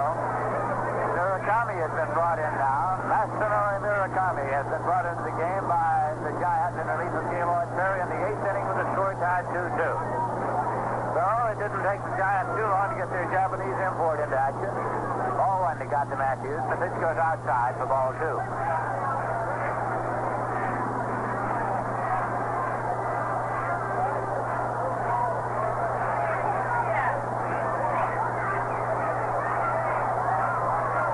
This is the 2-0 delivery. Swung on and fouled off right down into the dirt. Picked up by Gunter. Inspected by Lee Wire. Thrown out, and another ball put in play. The young fellow sitting in the first row down there near the ball boy. Every time a ball is thrown out, he sort of holds his hands up like, here, throw it to me. 2-1 pitch. Missed high. 3 balls and 1 strike now to Eddie Matthews.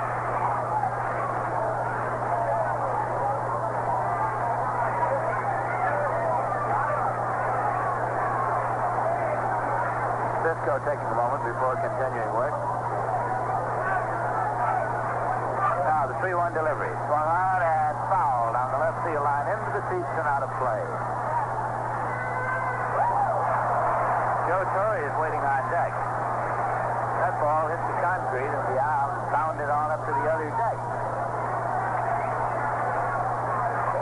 Great decision that they have to make on balls like that. Do you wave at the camera or do you go for the foul ball? It's about 50-50. Here's the payoff pitch, and it's in for a called strike 3. So Matthews has been called out. Well, that's quite an achievement for Galen Cisco. He has struck out Henry Aaron and Eddie Matthews successively, and Joe Torre is coming up. Torre is 2 for 3 in this game. He had 2 hits in the first game. He had a 3-run homer in the first game and a 2-run homer in this one. The Braves are leading here by a score of 3-1. Top half of the 7th inning. Foul ball to the left side and out of play.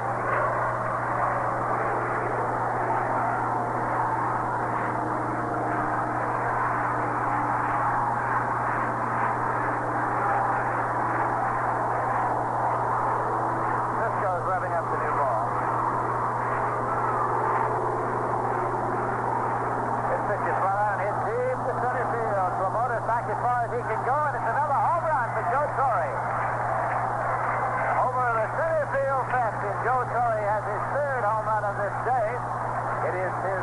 home run of this season, and it puts the Milwaukee Braves out in front by a score of 4-1.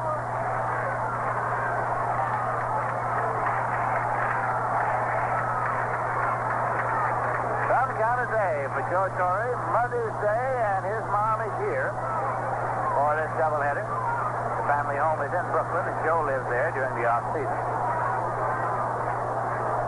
Gene Oliver's up, and the pitch is high for a ball. So Joe Torre apparently started putting it on for Mom here this Sunday afternoon with an output of 3 home runs.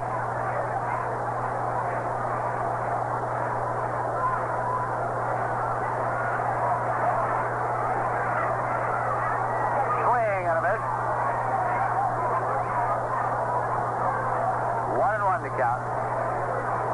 Torres had 5 hits, 3 home runs in the doubleheader.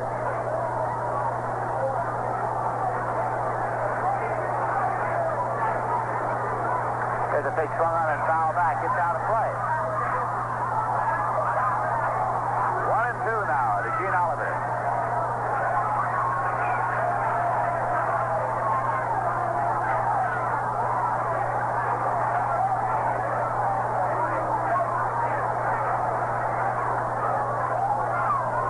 Pitch is low and away. Count levels at 2-2. Very little wind blowing here at the moment. The flag just rippling a little bit on the flagstaff in center field.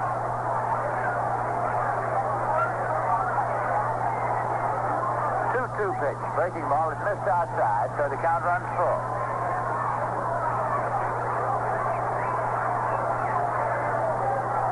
The message on the message board in right field says Braves pitcher Clay Carroll was removed from the game because he had pulled the back muscle while fielding in the 6th inning. The injury does not appear to be serious.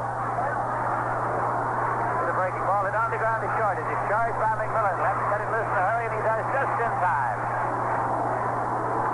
1 run, 1 hit. The homer by Torre. No errors not left. Score at the end of 6 1/2. The Braves 4 and the Mets 1.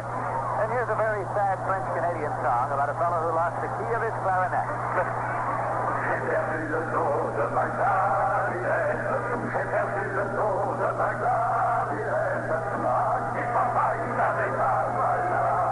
J'ai perdu le dos de ma clarinette is a song with the kind of humor French Canadians love.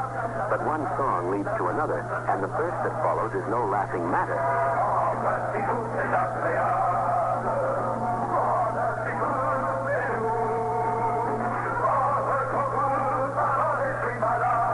Prendre un petit coup is what they'll sing as they reach for a beer. Probably Rheingold extra dry. In fact, in New York City, where there are more different kinds of people than in any other city in the world, more people drink Rheingold than any other beer. And Rheingold is going great in New Jersey, New England, and Pennsylvania, too. Why do French Canadians like Rheingold? We don't know, but we must be doing something right.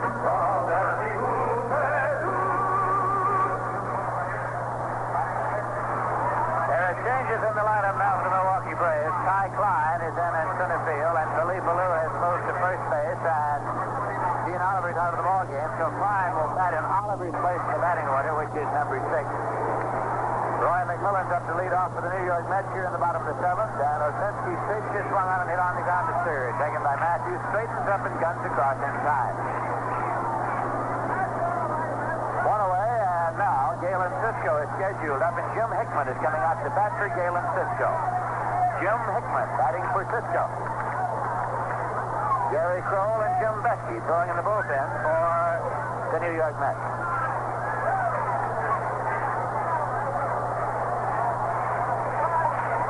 Milwaukee leading 4-1.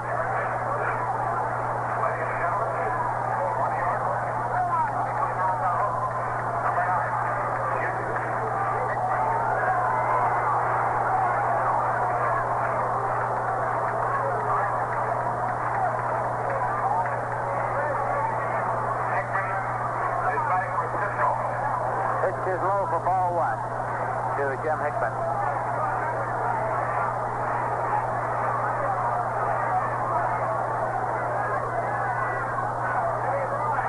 Here's a pitch that's low ball 2. At Candlestick Park in San Francisco, Juan Marichal has relieved Masanori and Murakami in the 8th inning. It didn't take the Giants long to get their Japanese import out of the game.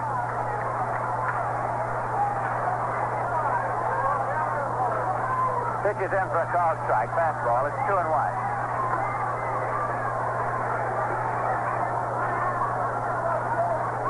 Juan Marichal being used in relief in San Francisco. 2-1 pitch. Swung on and hit in the air to left field. And ranging over now is Mac Jones. He can't get it. Hickman's on his way to second base. Ty Klein picks it up, plays it in, and Hickman stands up at second.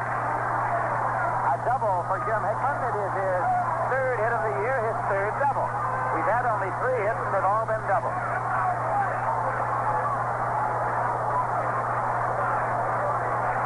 Mac Jones got a late start on that one, and when he did get over there, he tried to shoestring it and couldn't. It rolled by. Now Jesse Gandu's up, batting number 9 in the batting order. Braves 4 and the Mets 1. Jim Hickman will be 28 years of age tomorrow. And just came up for the base hit.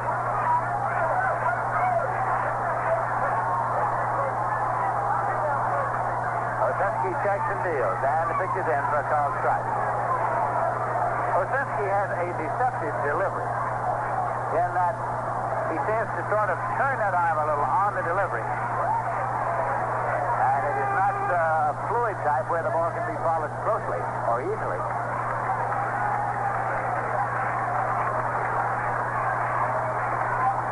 Playing a ground ball foul on the first base line. Yogi Berra comes over to field the ball. Yogi caught the entire first game, and he's been on the coaching line at first in this second game.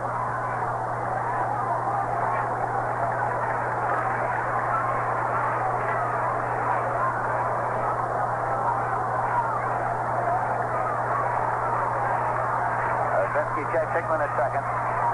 2-strike pitch to Gander, and it's tight. Across the letter, drops him back. It's 1-2.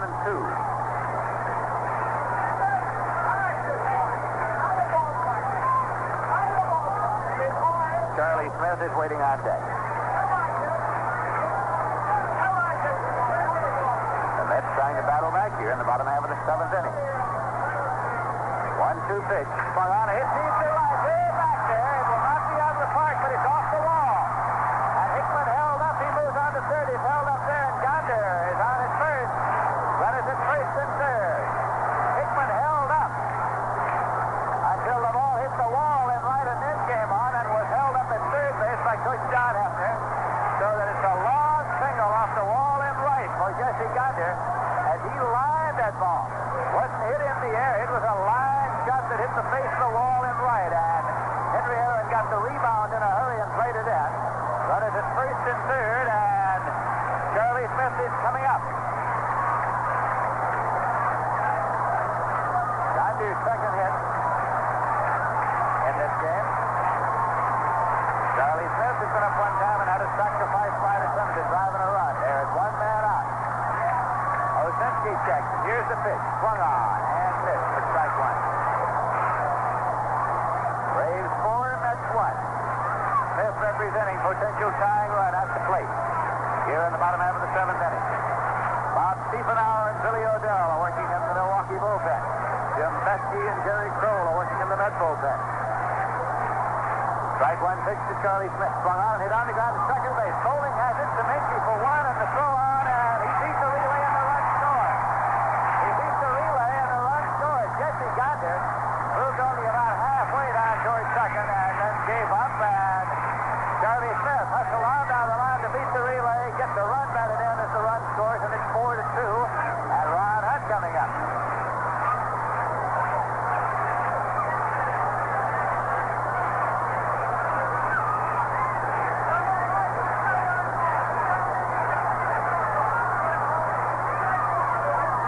Jim Hickman scored from third on the play. So the Mets have Smith at first, 2 men out, and Hunt up. Hunt is nothing for 2 and a walk.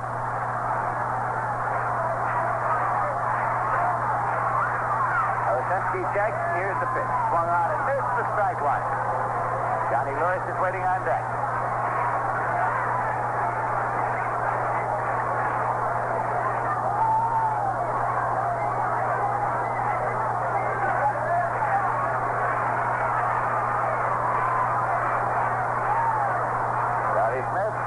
Yankees lead at first. Pitch to Hutt. Swung on and landed to center for a base hit to Ron Hutt. Charlie Smith holds at second as Ty Klein comes up with the ball. Hutt is on with a solid single to center, and Johnny Lewis is the batter.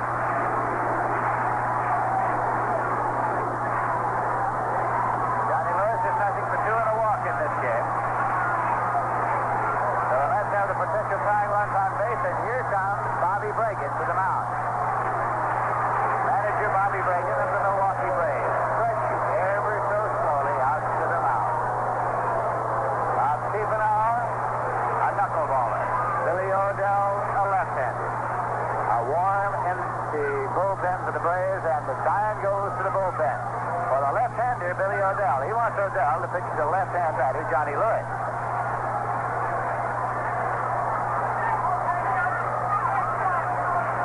So Dan Osinski will be leaving. After having pitched one-third of the last inning and two-thirds of this one to give him a full inning, which he has allowed a run. On 3 hits, he has struck out none, and he has walked none. And Odell is coming on. Obtained by the Braves from the Giants in exchange for Ed Bailey before the start of the season.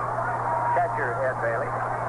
Odell is making his 7th game appearance. He has won 1 and lost 1.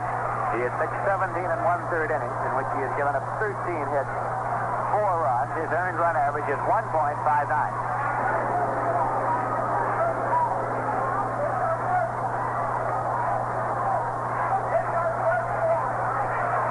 And another change is going to be made also in left field by the Milwaukee Braves. Gary Kolb is going in to replace Mac Jones in left field. Gary Kolb, K-O-L-B, is replacing Mac Jones. Now, this is done by manager Bragan so that he can have Gary Kolb hit tonight. Now, making the changes at the same time, he can have Kolb that night. Manager Casey Stengel is going to counter now by having Billy Cowan come up to bat against Odell. Reagan went for the left-hand pitcher to pitch to left-hand batter, Johnny Lewis. Stengel now counters by sending up right-hand batter, Billy Cowan.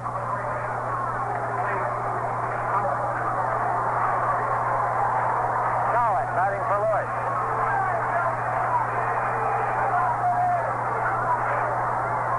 Runners at first and second, and the first pitch is landed to right field for a base hit. Down the line, rounding third and coming home is Charlie Smith. Runners at third, and he rounds and is held up there. And Cowan stands up with a double.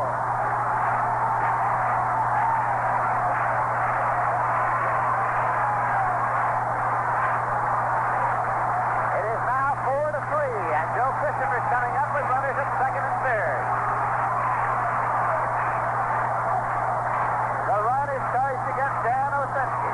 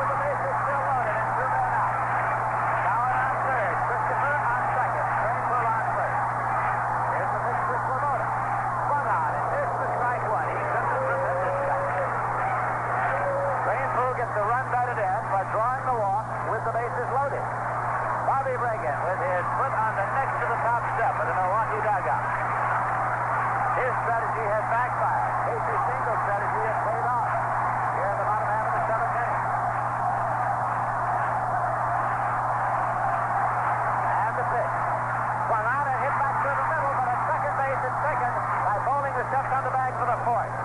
Hit back through the middle, and Odell made a stab at it and missed at the mound, but Bowling got over, took it behind the bag, stepped on the bag to force Eddie Kranepool to retire the side. So, in the bottom half of the seventh inning, the New York Mets came up with 3 runs on a total of 4 hits. There were no errors and 3 men left. So the score at the end of 7 full innings is the Mets 4 and the Braves 4.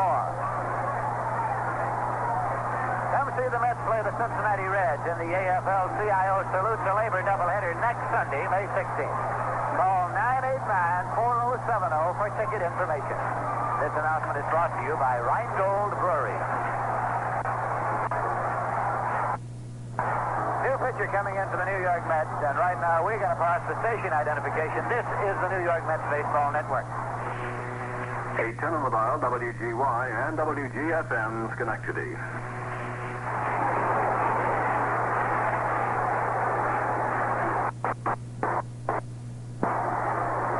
This is Lindsey Nelson with Bob Murphy and Ralph Kiner at Shea Stadium in New York. Jim Besky is coming in to pitch for the New York Mets.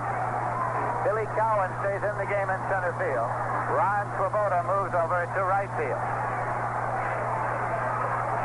So Cowan continues to bat, number 3 in the batting order. The man who came out was Lewis. And Besky bats in place of Galen Cisco. That's number 8 in the order. The Mets have battled back to tie it through 7 innings. The 7-inning totals for the Braves, 4 runs on 10 hits and no errors.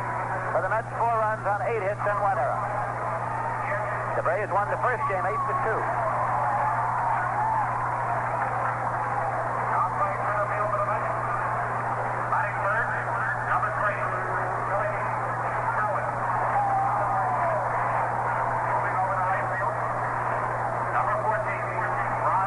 Galen Cisco worked 2 innings in which he allowed 1 run on 2 hits. He struck out 2 and he walked none. It was a home run to Joe Torre that allowed the run. In the National League at Candlestick Park in San Francisco, going to the bottom of the 8th, it is the Los Angeles Dodgers 3 and the San Francisco Giants 2. Juan Marichal is now working in relief. Gaylord Perry started. Masanori Murakami in the 8th inning and Juan Marichal in the 8th. Sandy Koufax has now been relieved by Bob Miller in the 8th inning. Jesus Lou and Willie Davis have the home runs in that ball game. And second game of a doubleheader at Chicago. Through 4 innings, the Cubs 2 and Houston nothing. Bruce against Ellsworth. Beckert and Banks have had home runs. First game was won by Houston 11-5. Cincinnati beat Pittsburgh 5-3. Philadelphia beat the Cardinals 4-2. Dennis Menke up to lead off. Jim Besky's pitch. Swung on it on the ground. Backhanded foul. Back to third. Charlie Smith backhanded it. But a foul ball just behind the bag. In the American League, Washington beat the Yankees 5-4. Cleveland beat Boston 9-4 in the first game. Cleveland 8, Boston 2 at the end of 6 in the second game. Baltimore beat Detroit 7-1 in the first game. Baltimore 2, Detroit 2 through 5 and 2 4.5 in the second game. Minnesota Twins beat the White Sox 6-1. Here's the pitch. Outside for a ball. And through 6 innings, it is the Los Angeles Angels 5 and the Kansas City A's 2. Right here, the Mets and the Milwaukee Braves tied 4-4. We're in the top half of the 8th inning. Besky's pitch is fouled off to the left side on the ground, out of play.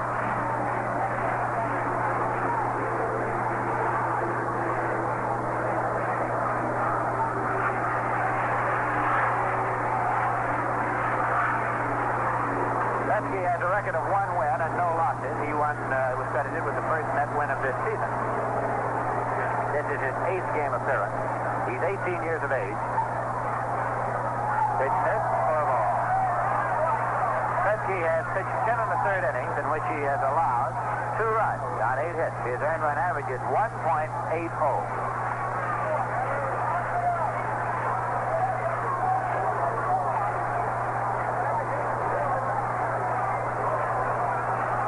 Two pitch. That's way outside and comes out by Gonder. So the count is full at 3-2.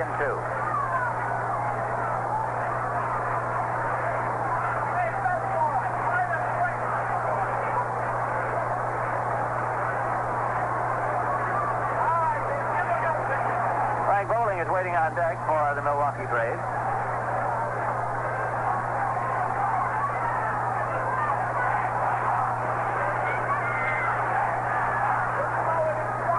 And the payoff pitch.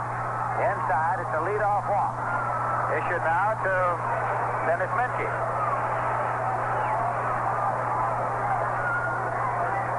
Brings up Frank Bowling, who is reading the signs of Coach JoJo White at third very carefully. Some of the youngsters way down in left field have a full bed sheet-sized banner that they just took down. It says "Bad Call." They use it time to time. Betsky now with the pitch to Bowling, and it's in for a call strike. He shortened as though the bunt and didn't offer, and he's talking it over with umpire Lee Wire. Sacrifice currently on the first pitch to Frank Bowling. Gary Kolb is on deck, the number 9 man in the batting order.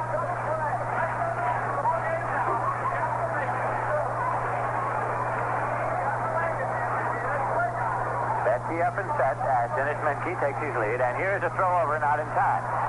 As Pesky and Craneville try to work the pickoff of the first baseman taking 2 steps in and 2 steps quickly back.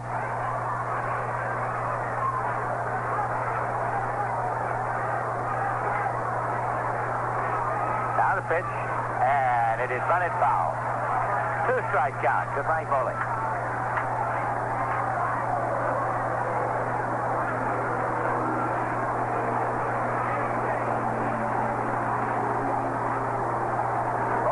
JoJo White signs again to see if manager Bragan's going to leave the sacrifice on.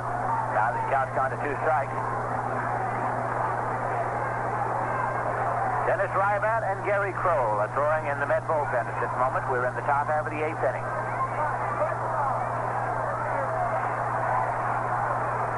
Throw over to first is not in time as Dennis Menke gets back safely.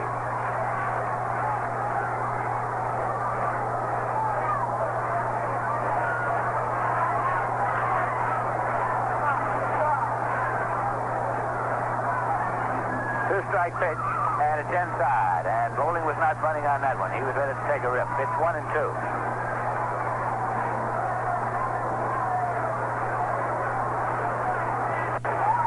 And let's have an infield alignment of Joe Christopher in left field, Billy Cowan in center, and Ron Swoboda in right.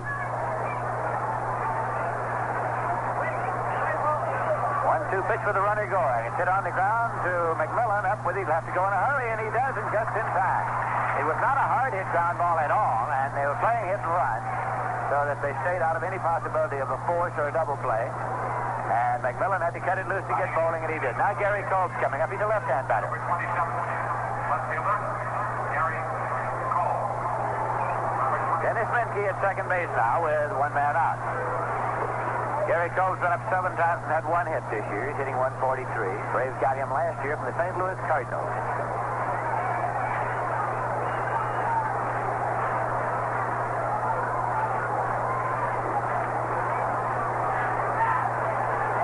He leads at second base. Jim Betsky's pitch. Swung on it on the ground to deep first. Taken there by Craneville. They'll have to play to Betsky. He does in time. Moving on is Menke, taking the turn and holding and trying to draw towards third, but Betsky is running it back to the mound. So there are 2 men out as the play goes 3-1 if you're scoring, and Philippe Ballou is coming up. 2 men out and the runner at third. Score tied 4-4.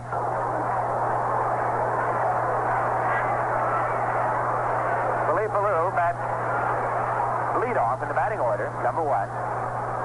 And scheduled next hitter is Billy O'Dell.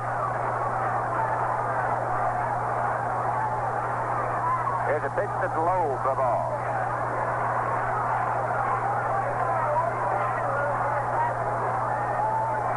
O'Dell himself comes out to the on-deck circle with the jacket on.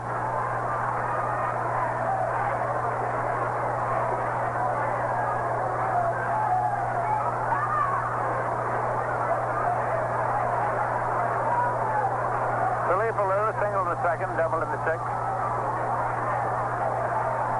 And now he's going to be intentionally walked on instructions from the dugout to either make Billy O'Dell bat or force manager Bobby Bragan to make a move for him. Philippe Ballou is being purposely passed. Ball ball 3.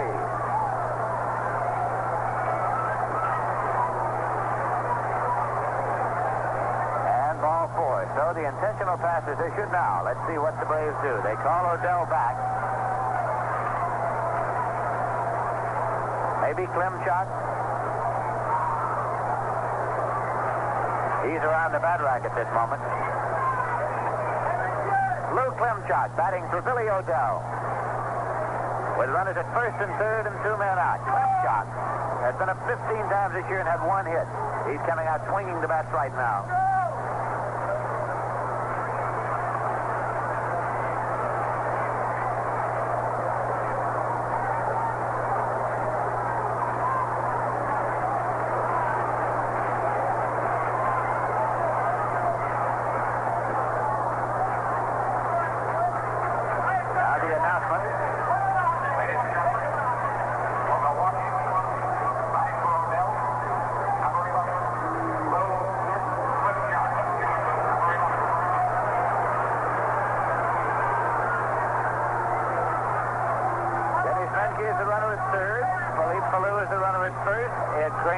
Playing behind the runner at first for the left-hand batter up there. The score is tied 4-4.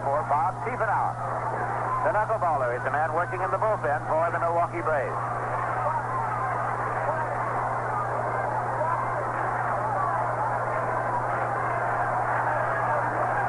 Ryban and Kroll still throwing in the Met bullpen. Betsy set. The pitch to Klimchak. It's a ground ball to third, taken by Charlie Smith across the crane pool, and the side is out. So again, Casey Single's strategy paid off here in the top half of the 8th. No runs, no hits, no errors, 2 walks, 1 of them intentional, and 2 left. The score at the end of 7.5 innings is the Mets 4 and the Braves 4. And here's a bit of advice about your car that may come in handy.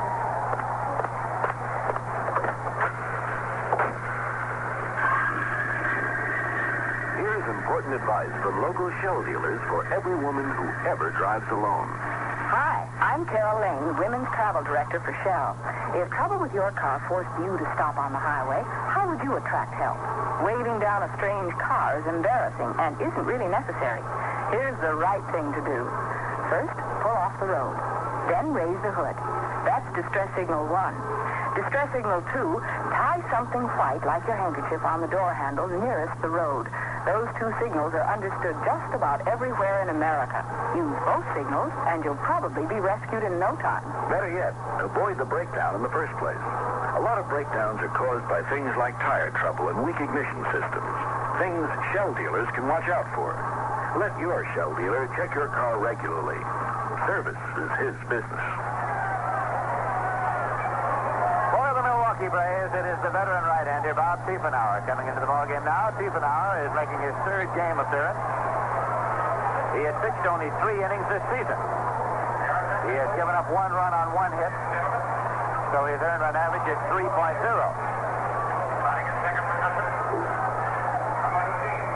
To lead off for the Mets, Roy McMillan.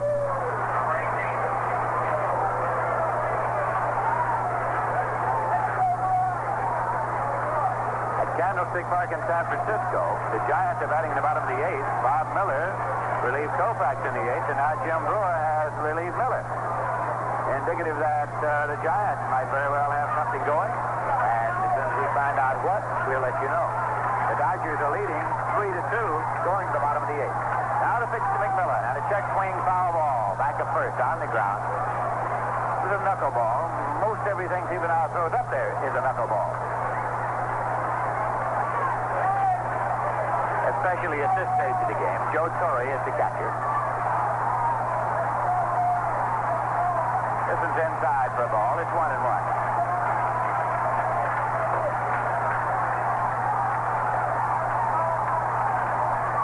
And the 1-1 pitch. Swung on it on the ground, foul back at third. There is no action at this moment in the Met bullpen, nor is there any action in the Milwaukee bullpen. The score is tied 4-4.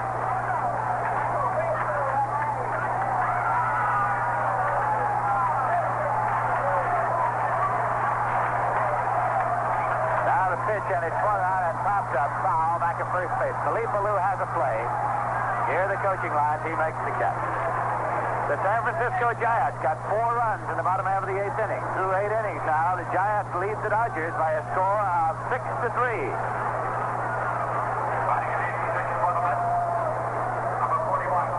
Jim Betsky's going to bat for himself here now in the bottom half of the 8th inning.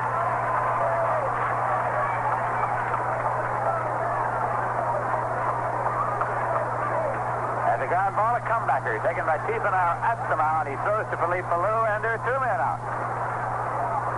That will bring up Jesse Gonder. He'll take his time coming up to give Betsky time to get a little breather. Betsky hit the first ball pitch. So now Gondy's coming on around. Jesse's been up twice in this game and had 2 hits. He hit a shot the last time up. It hit the wall on the fly. It was not a fly ball. It was a line drive.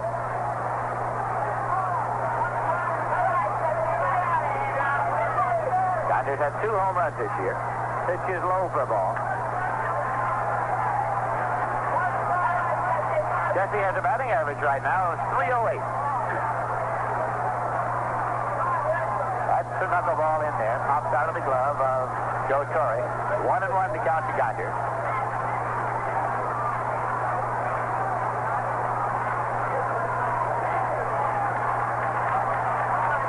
And the 1-1 delivery. Swung on it on the ground to second base. Mike Bowling has it. He plays to Philippe Ballou, and the Mets are out in order in the bottom of the 8th. No runs, no hits, no errors, none left in the score. Through 8 full innings is the Mets 4 and the Braves 4. St. Louis Cardinals will be here Tuesday night with Bob Gibson opposing Warren Spahn. The battle that should be. Then the Cards will be here Wednesday afternoon. Cincinnati Reds and on Friday night, Saturday afternoon, and a doubleheader on Sunday. The advanced ticket window here at Shea Stadium is open 7 days a week. Weekdays 8 to 6, weekends 9 to 5. And there are Mets ticket offices at Pennsylvania Station and at Grand Central. At Penn Station in the Long Island Railroad waiting room. At Grand Central at the foot of the 42nd Street and Vanderbilt Avenue ramp. They're open 8 to 6 on weekdays and Saturdays 8:30 to 4. Especially for the convenience of Long Islanders, and there are a lot of Mets fans on Long Island. There's a Mets ticket office at Macy's in Huntington. It's in the Walt Whitman Shopping Center, and it's open during the regular store hours. And reservations can be made for box and reserve seats at any of the Howard Clothes stores in the greater New York area. In the top of the ninth, Henry Aaron will be up to lead off for the Milwaukee Braves. It'll be Aaron, Matthews, and Torrey to face 18-year-old Jim Betsky.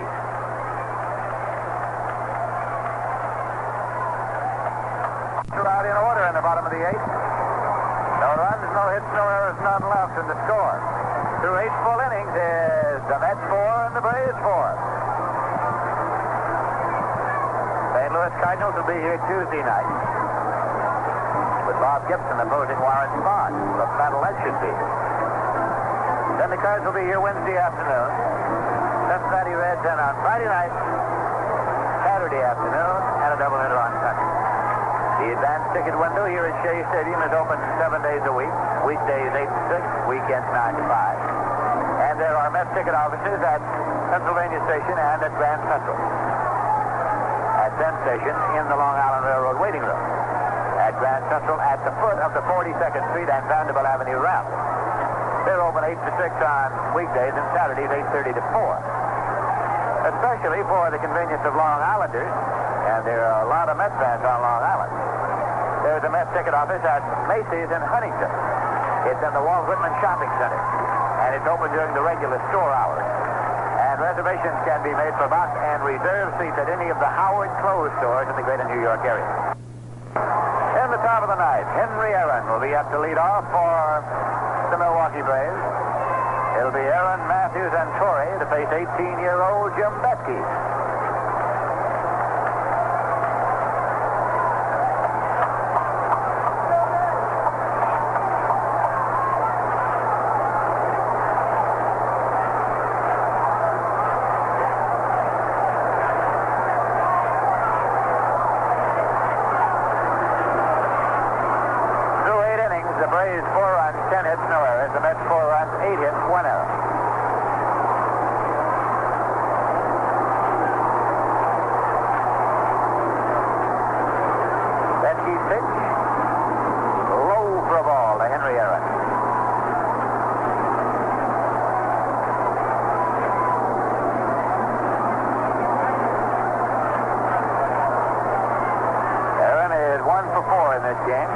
He's hitting .333 for the season. Ground ball to short. McMillan gets the big hop, plays across the crane pole, there's one away. And that will bring on Eddie Matthews. Nothing for 4 in this game. Matthews is hitting .268.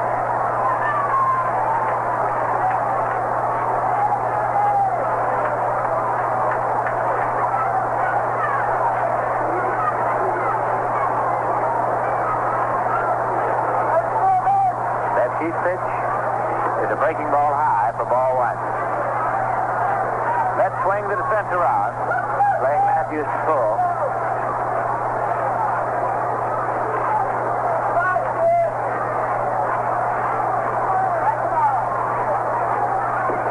That's inside.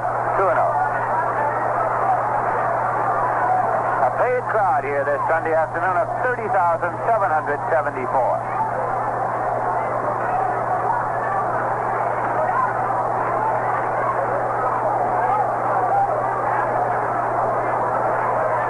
This is a 2-0 delivery, and it's inside. Pesky trying to work very carefully to Eddie Matthews. Has gone behind 3-0 with Joe Torre on deck.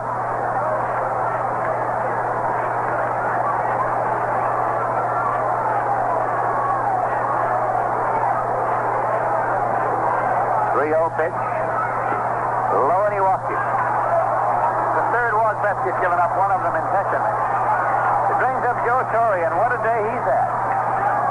He had 2 for 4, including a 3-run homer in the first game.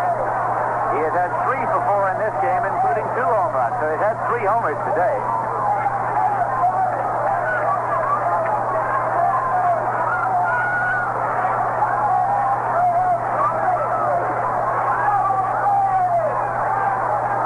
Pitch, low and away for ball.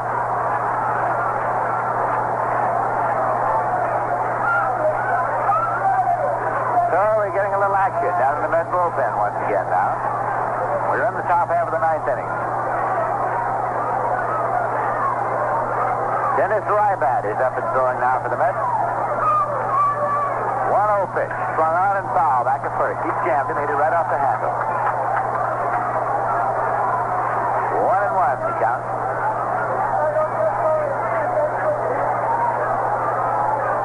Ty Klein is on deck.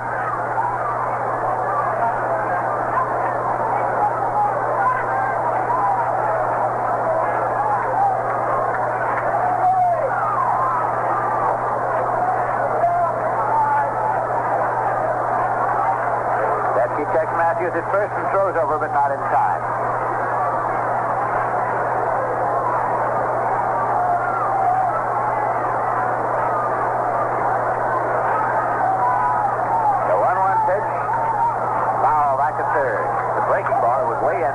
But Torre took a rip, pulled it foul, 1-2.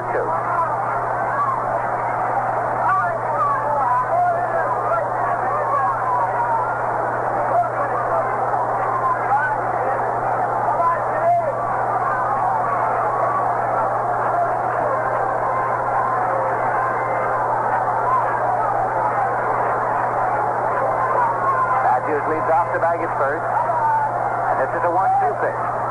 Outside for a ball, and Torre was sort of lunging out in that direction, but laid off to take it 2-2. He wants to swing at that.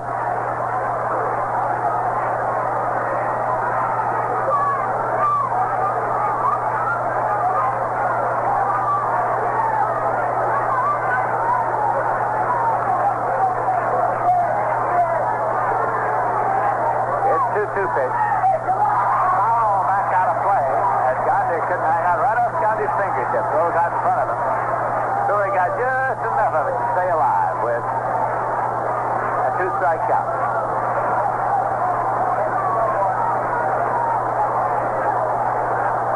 2-2 to count.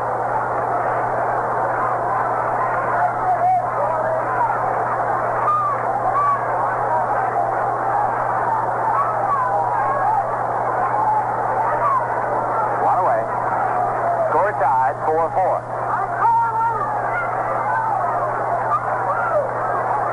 Now the 2-2 delivery. Swung on and hit into Christopher. He can't get it. Cowan one out. Cowan's throw goes to third. The long single. Holding his Matthews at second. And Torrey is on with a single to left. Cowan was coming over. Christopher trying to get to it. Couldn't do it. And Cowan backed him up and made the throw on to third. So with one man out, runners at first and second, that brings up Ty Klein. Torrey has 4 hits in this game. He had 6 hits for the day. Number 31, center fielder, Ty Klein coming up for his first time in this game. He's had 9 hits this season, 2 runs batted in. He's hitting 170. He's a left-hand batter. Joe Torrey right now is hitting .348.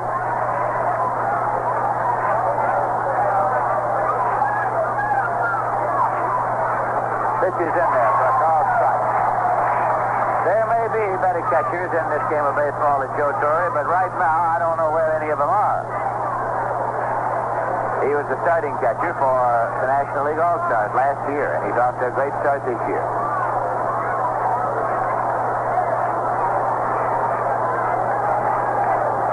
Betsky now up and set. The pitch swung on and line foul down the left field line. Ken Burkhardt, the umpire at third, of course, was facing the batter, and he ducked to get out of the way of the line drive and just was sort of looking back under his arm at the trajectory of the ball. It missed by a good margin. It's all over at Candlestick Park in San Francisco. The Giants have defeated the Dodgers by a score of 6-3. Sandy Koufax, the starter, is the losing pitcher. Juan Marichal picks up a win in relief coming out in the 8th inning.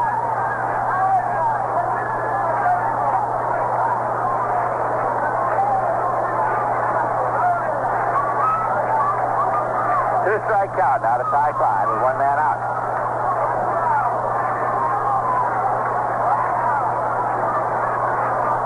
Betsky sets. Pitch is fouled to the left side, out of play.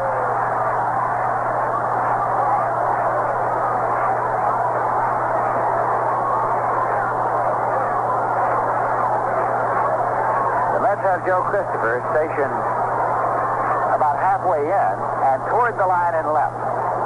They are playing Ty Klein to slap that ball into left field. Billy Cowan in center is straight away.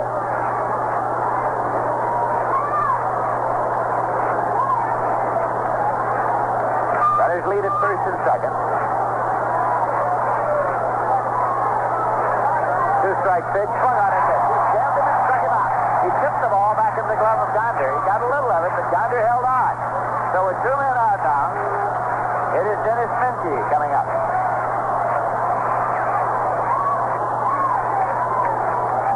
Minchie had a home run in the first game.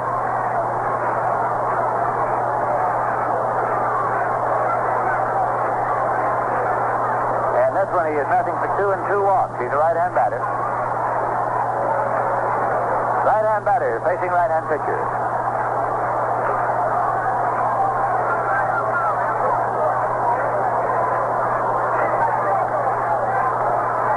Betsky checks the runners. The pitch breaks low for ball 1. Matthews is at second and Torrey is at first.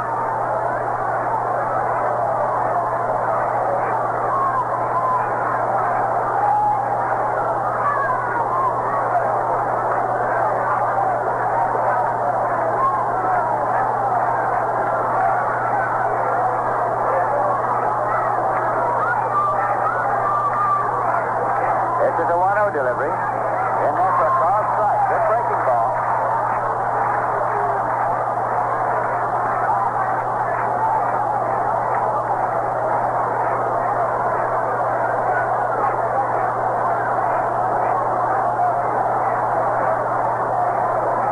Torrey swinging the bat as he waits there in the batter's box. Betsky working slowly, carefully.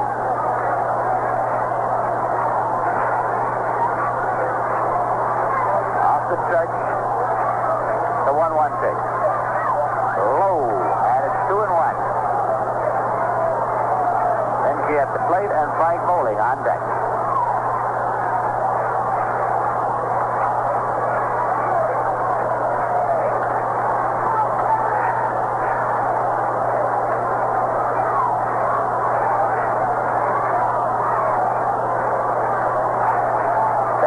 the sign of Jesse Gonder.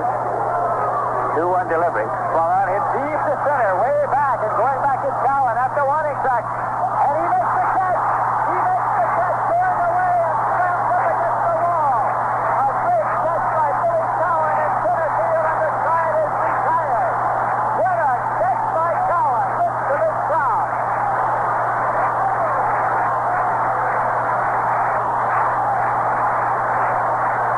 In the top half of the ninth inning, no runs, 1 hit, no errors, and 2 left, and the hand is for Billy Cowan.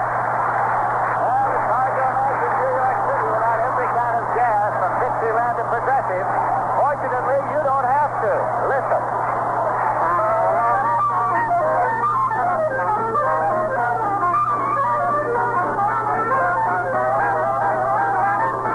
That's Backstreet Rag, a uniquely American sound. It came up the Mississippi out of New Orleans with the Negro jazzmen who played it to the world. But they didn't stop with Dixieland and the blues.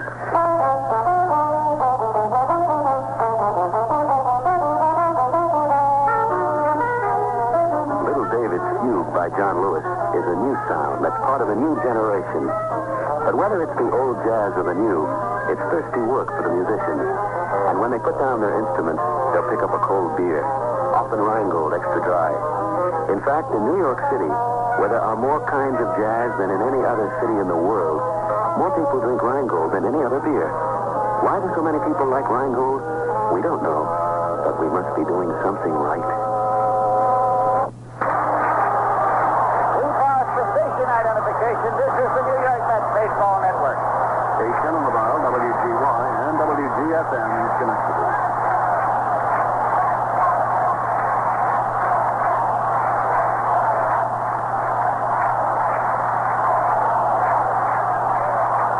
This is Lindsey Nelson with Bob Murphy and Ralph Tanner at Shea Stadium in New York. We're going to the bottom of the ninth, and Bob Stephenhouse first pitch to Charlie Smith. He starts to bunt his way on misses for strike 1. He found Eddie Matthews playing a deep third base and tried to bunt his way on. Knuckleball at Stephenhouse with a pitch swung on and missed for strike 2 to Charlie Smith. Bottom of the ninth, Ron Hunt on deck. Billy Cowan is scheduled to be the third batter up in this inning. What a catch he made on that ball hit by Dennis Menke. It has been a long, long time since we have seen a catch like that in any ballpark. Swinging a foul ball as Charlie Smith got just enough of the knuckler to stay alive. That ball was directly over the head of Cowan. He went straight back. It was aimed for the 410 side. He was in the warning track when he left his seat, and with the glove way out in front of him in direction of the fence, hauled it down. Then he hit the fence with a foot, climbing halfway up just to break himself. Foul ball backing out of play. So the count holds at 2 strikes to Charlie Smith. The score is tied. The Mets 4 and the Braves 4.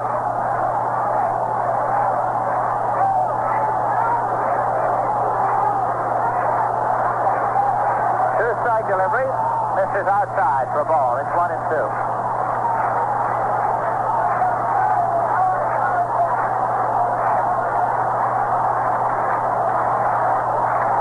Charlie Smith has driven in 2 of the runs the Mets have in this game.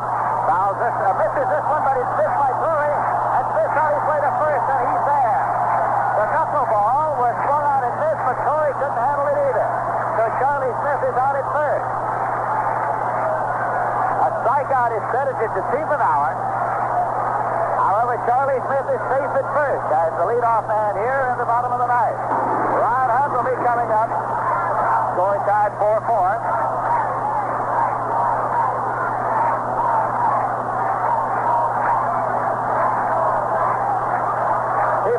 Pitch, and it is inside, and it hits Ron Hunt. He is hit by a pitch ball.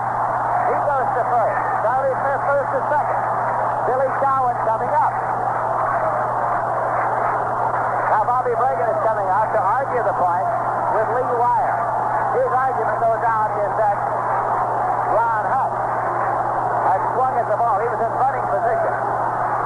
And now Bragan is asking Lee Wire to ask Ken Burkhart, the umpire at third. Burkhart comes running down to this position at third, and Lee Wire is consulting him. Burkhart says that he was in bunting position but did not bunt at the ball. You if he had bunted up the ball and it hit him, then he is not awarded first base. If you swing at a ball and it hits you, you are not awarded a base for being hit by a pitch ball. Burkhardt says he pulled the bat back. Now the Braves still have to protect against the likelihood of the sacrifice.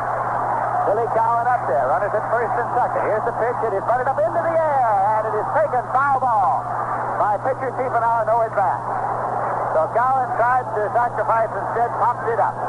It was halfway between first and third in foul territory, and Tiefenauer came off the mound and made the catch. So now Christopher's coming up. On the strikeout of Charlie Smith, when the ball came on back, the official scorer charges Tiefenauer with a wild pitch. Christopher is up. The knuckleball is low for ball one. Charlie Smith is the runner at second. Ron Hunt is the runner at first. One man out, score tied 4-4 in the bottom half of the ninth inning. Second game of the doubleheader. Tiefenauer off the stretch. The pitch swung on, hit on the ground to third, taken by Matthews. He's out with the ball. And all hands are safe. All hands are safe, and Matthews bobbled the double play ball. It was right on the bag at third, and he took his eye off the ball to take a look at the runner because it was almost an automatic double play. And the ball hit him in the chest on the chin and rolled away, and the bases are loaded. Ed Cranepool is coming up. He is called back to the dugout now by manager Casey Stengel for instruction. An error is charged against Eddie Matthews on the last play. And now Cranepool is coming on up. The Milwaukee Braves play infield in and outfield in. One man out. And the long fly ball would beat them anyway. The bases are loaded. One man out. Cranepool is the batter, and knuckleball of Tiefenauer went straight away. Here's the pitch. Swung on and hit off the glove of Bowling, rolling into right field. A run scores. The game's over. It's a base hit for Cranepool off the glove of second baseman Bowling. And Charlie Smith scored from third with the winning run of the game as the Mets win it by a score of 5-4. The infield was in. Had the infield been back, Bowling would have been able to make a play on the ball. It was hit hard enough to be a double play ball. As it was with the infield in, he got a glove on it, but then it rolled out into short right field, scored as a base hit and a run batted in for Cranepool, and Charlie Smith scored from third with the winning run. So as it turned out, the winning run was scored by the man who struck out and got first on the wild pitch when the catcher could not handle the knuckleball. Final totals in the second game of this doubleheader. For the New York Mets, 5 runs on 9 hits and 1 error, 11 men left. And for the Milwaukee Braves, 4 runs on 11 hits, no errors, and 12 men left. Jim Beske is the winning pitcher. He's won 2 and he's lost none. Bob Tiefenauer is the loser. He's won none and he has lost 1. So the New York Mets and the Milwaukee Braves have split a doubleheader here at Shea Stadium in New York. And with the Pittsburgh Pirates having been defeated by the Cincinnati Reds, the New York Mets stay ahead of the Pittsburgh Pirates in the standings, and they remain in 9th place ahead of the 10th place Pittsburgh Pirates. The first game here today was won by the Milwaukee Braves by a score of 8-2, and it was a case of home runs. Joe Torre had a 3-run homer off Al Jackson in the first inning, and as it turned out, that was enough because Tony Cloninger limited the Mets to 2 runs throughout the ballgame. Mike Jones also had a home run, and Dennis Minke had a home run as well. Cloninger was the winner. Jackson was the loser for the New York Mets in the first game. And then in the second game, Larry Bernard was the starting pitcher for the Mets. His first start this year, and Larry appeared to have good stuff. He pitched 5 innings, gave up 3 runs on 8 hits, struck out 1 walk, and was removed for a pinch hitter. He allowed 1 run in the first inning when Mike Jones had a home run, his second of the day. And then when Joe Torre homered in the fifth, it was a 2-run homer, and those were the 3 runs that Bernard allowed. Galen Cisco came on, worked 2 innings effectively. He allowed only 1 run on 2 hits. He also allowed a home run to Joe Torre. For the Milwaukee Braves, it was a day for Torre. He had 3 home runs. He had a total of 6 hits in the ballgame. But the New York Mets kept battling back in the second game. And in the bottom half of the 7th inning, they scored 3 runs when Hickman came out as a pinch hitter and doubled. Jesse Gandhi had a single, a pinch single. Charlie Smith hit into a forced play, but got a run batted in when he beat the relay on what could have been a double play ball to first base. Ron Hunt single, and then that got Osinski out of the ball game. Odell came on to pitch Johnny Lewis, but manager Casey Stengel countered by sending a right-hand batter up. Billy Cowan. He doubled down the line in right field. Then Joe Christopher came up and was intentionally walked. Ed Kranepool drew a walk with the bases loaded to force in a run, and the New York Mets suddenly were back in the ballgame as they had it tied at 4-4. Jim Betsky, meanwhile, was holding the Milwaukee Braves at bay, and then in the bottom half of the ninth inning, Charlie Smith led off, striking out on a knuckleball that was scored as a wild pitch, and he went on to first base. Ron Hunt was around the butt, but hit by a pitch ball. Runners at first and second. Cowan tried to sacrifice, but popped the ball up. Then Joe Christopher hit a ground ball right at the bag at third. Matthews, anxious to make the double play, had simply to step on the bag and throw to first, but he bobbled the ball. It hit him in the chest and rolled away. The bases were loaded, and then Ed Kranepool singled off the glove of Frank Bowling at second to drive in the winning run, and the Mets slipped the doubleheader. Today's doubleheader was brought to you by Rheingold, New York City's largest selling beer. And what a remarkable thing that is. In New York, a city of so many different tastes, one beer has become the favorite. Rheingold Extra Dry. We don't know why so many people like our beer, but we must be doing something right, and we'll keep right on doing it. Today's games were also brought to you by Viceroy. Not too strong, not too light. Viceroy's got the filter for the taste that's right. And by the Shell Oil Company, makers of Super Shell. The gasoline for good mileage. Stop at the clean white pump for Super Shell. In all baseball land, there are no fans so grand as our Mets. When we play other teams, no one blood-curdling screams that comment. But when Mets fans shout, Go! What they mean, we all know. We've got no place to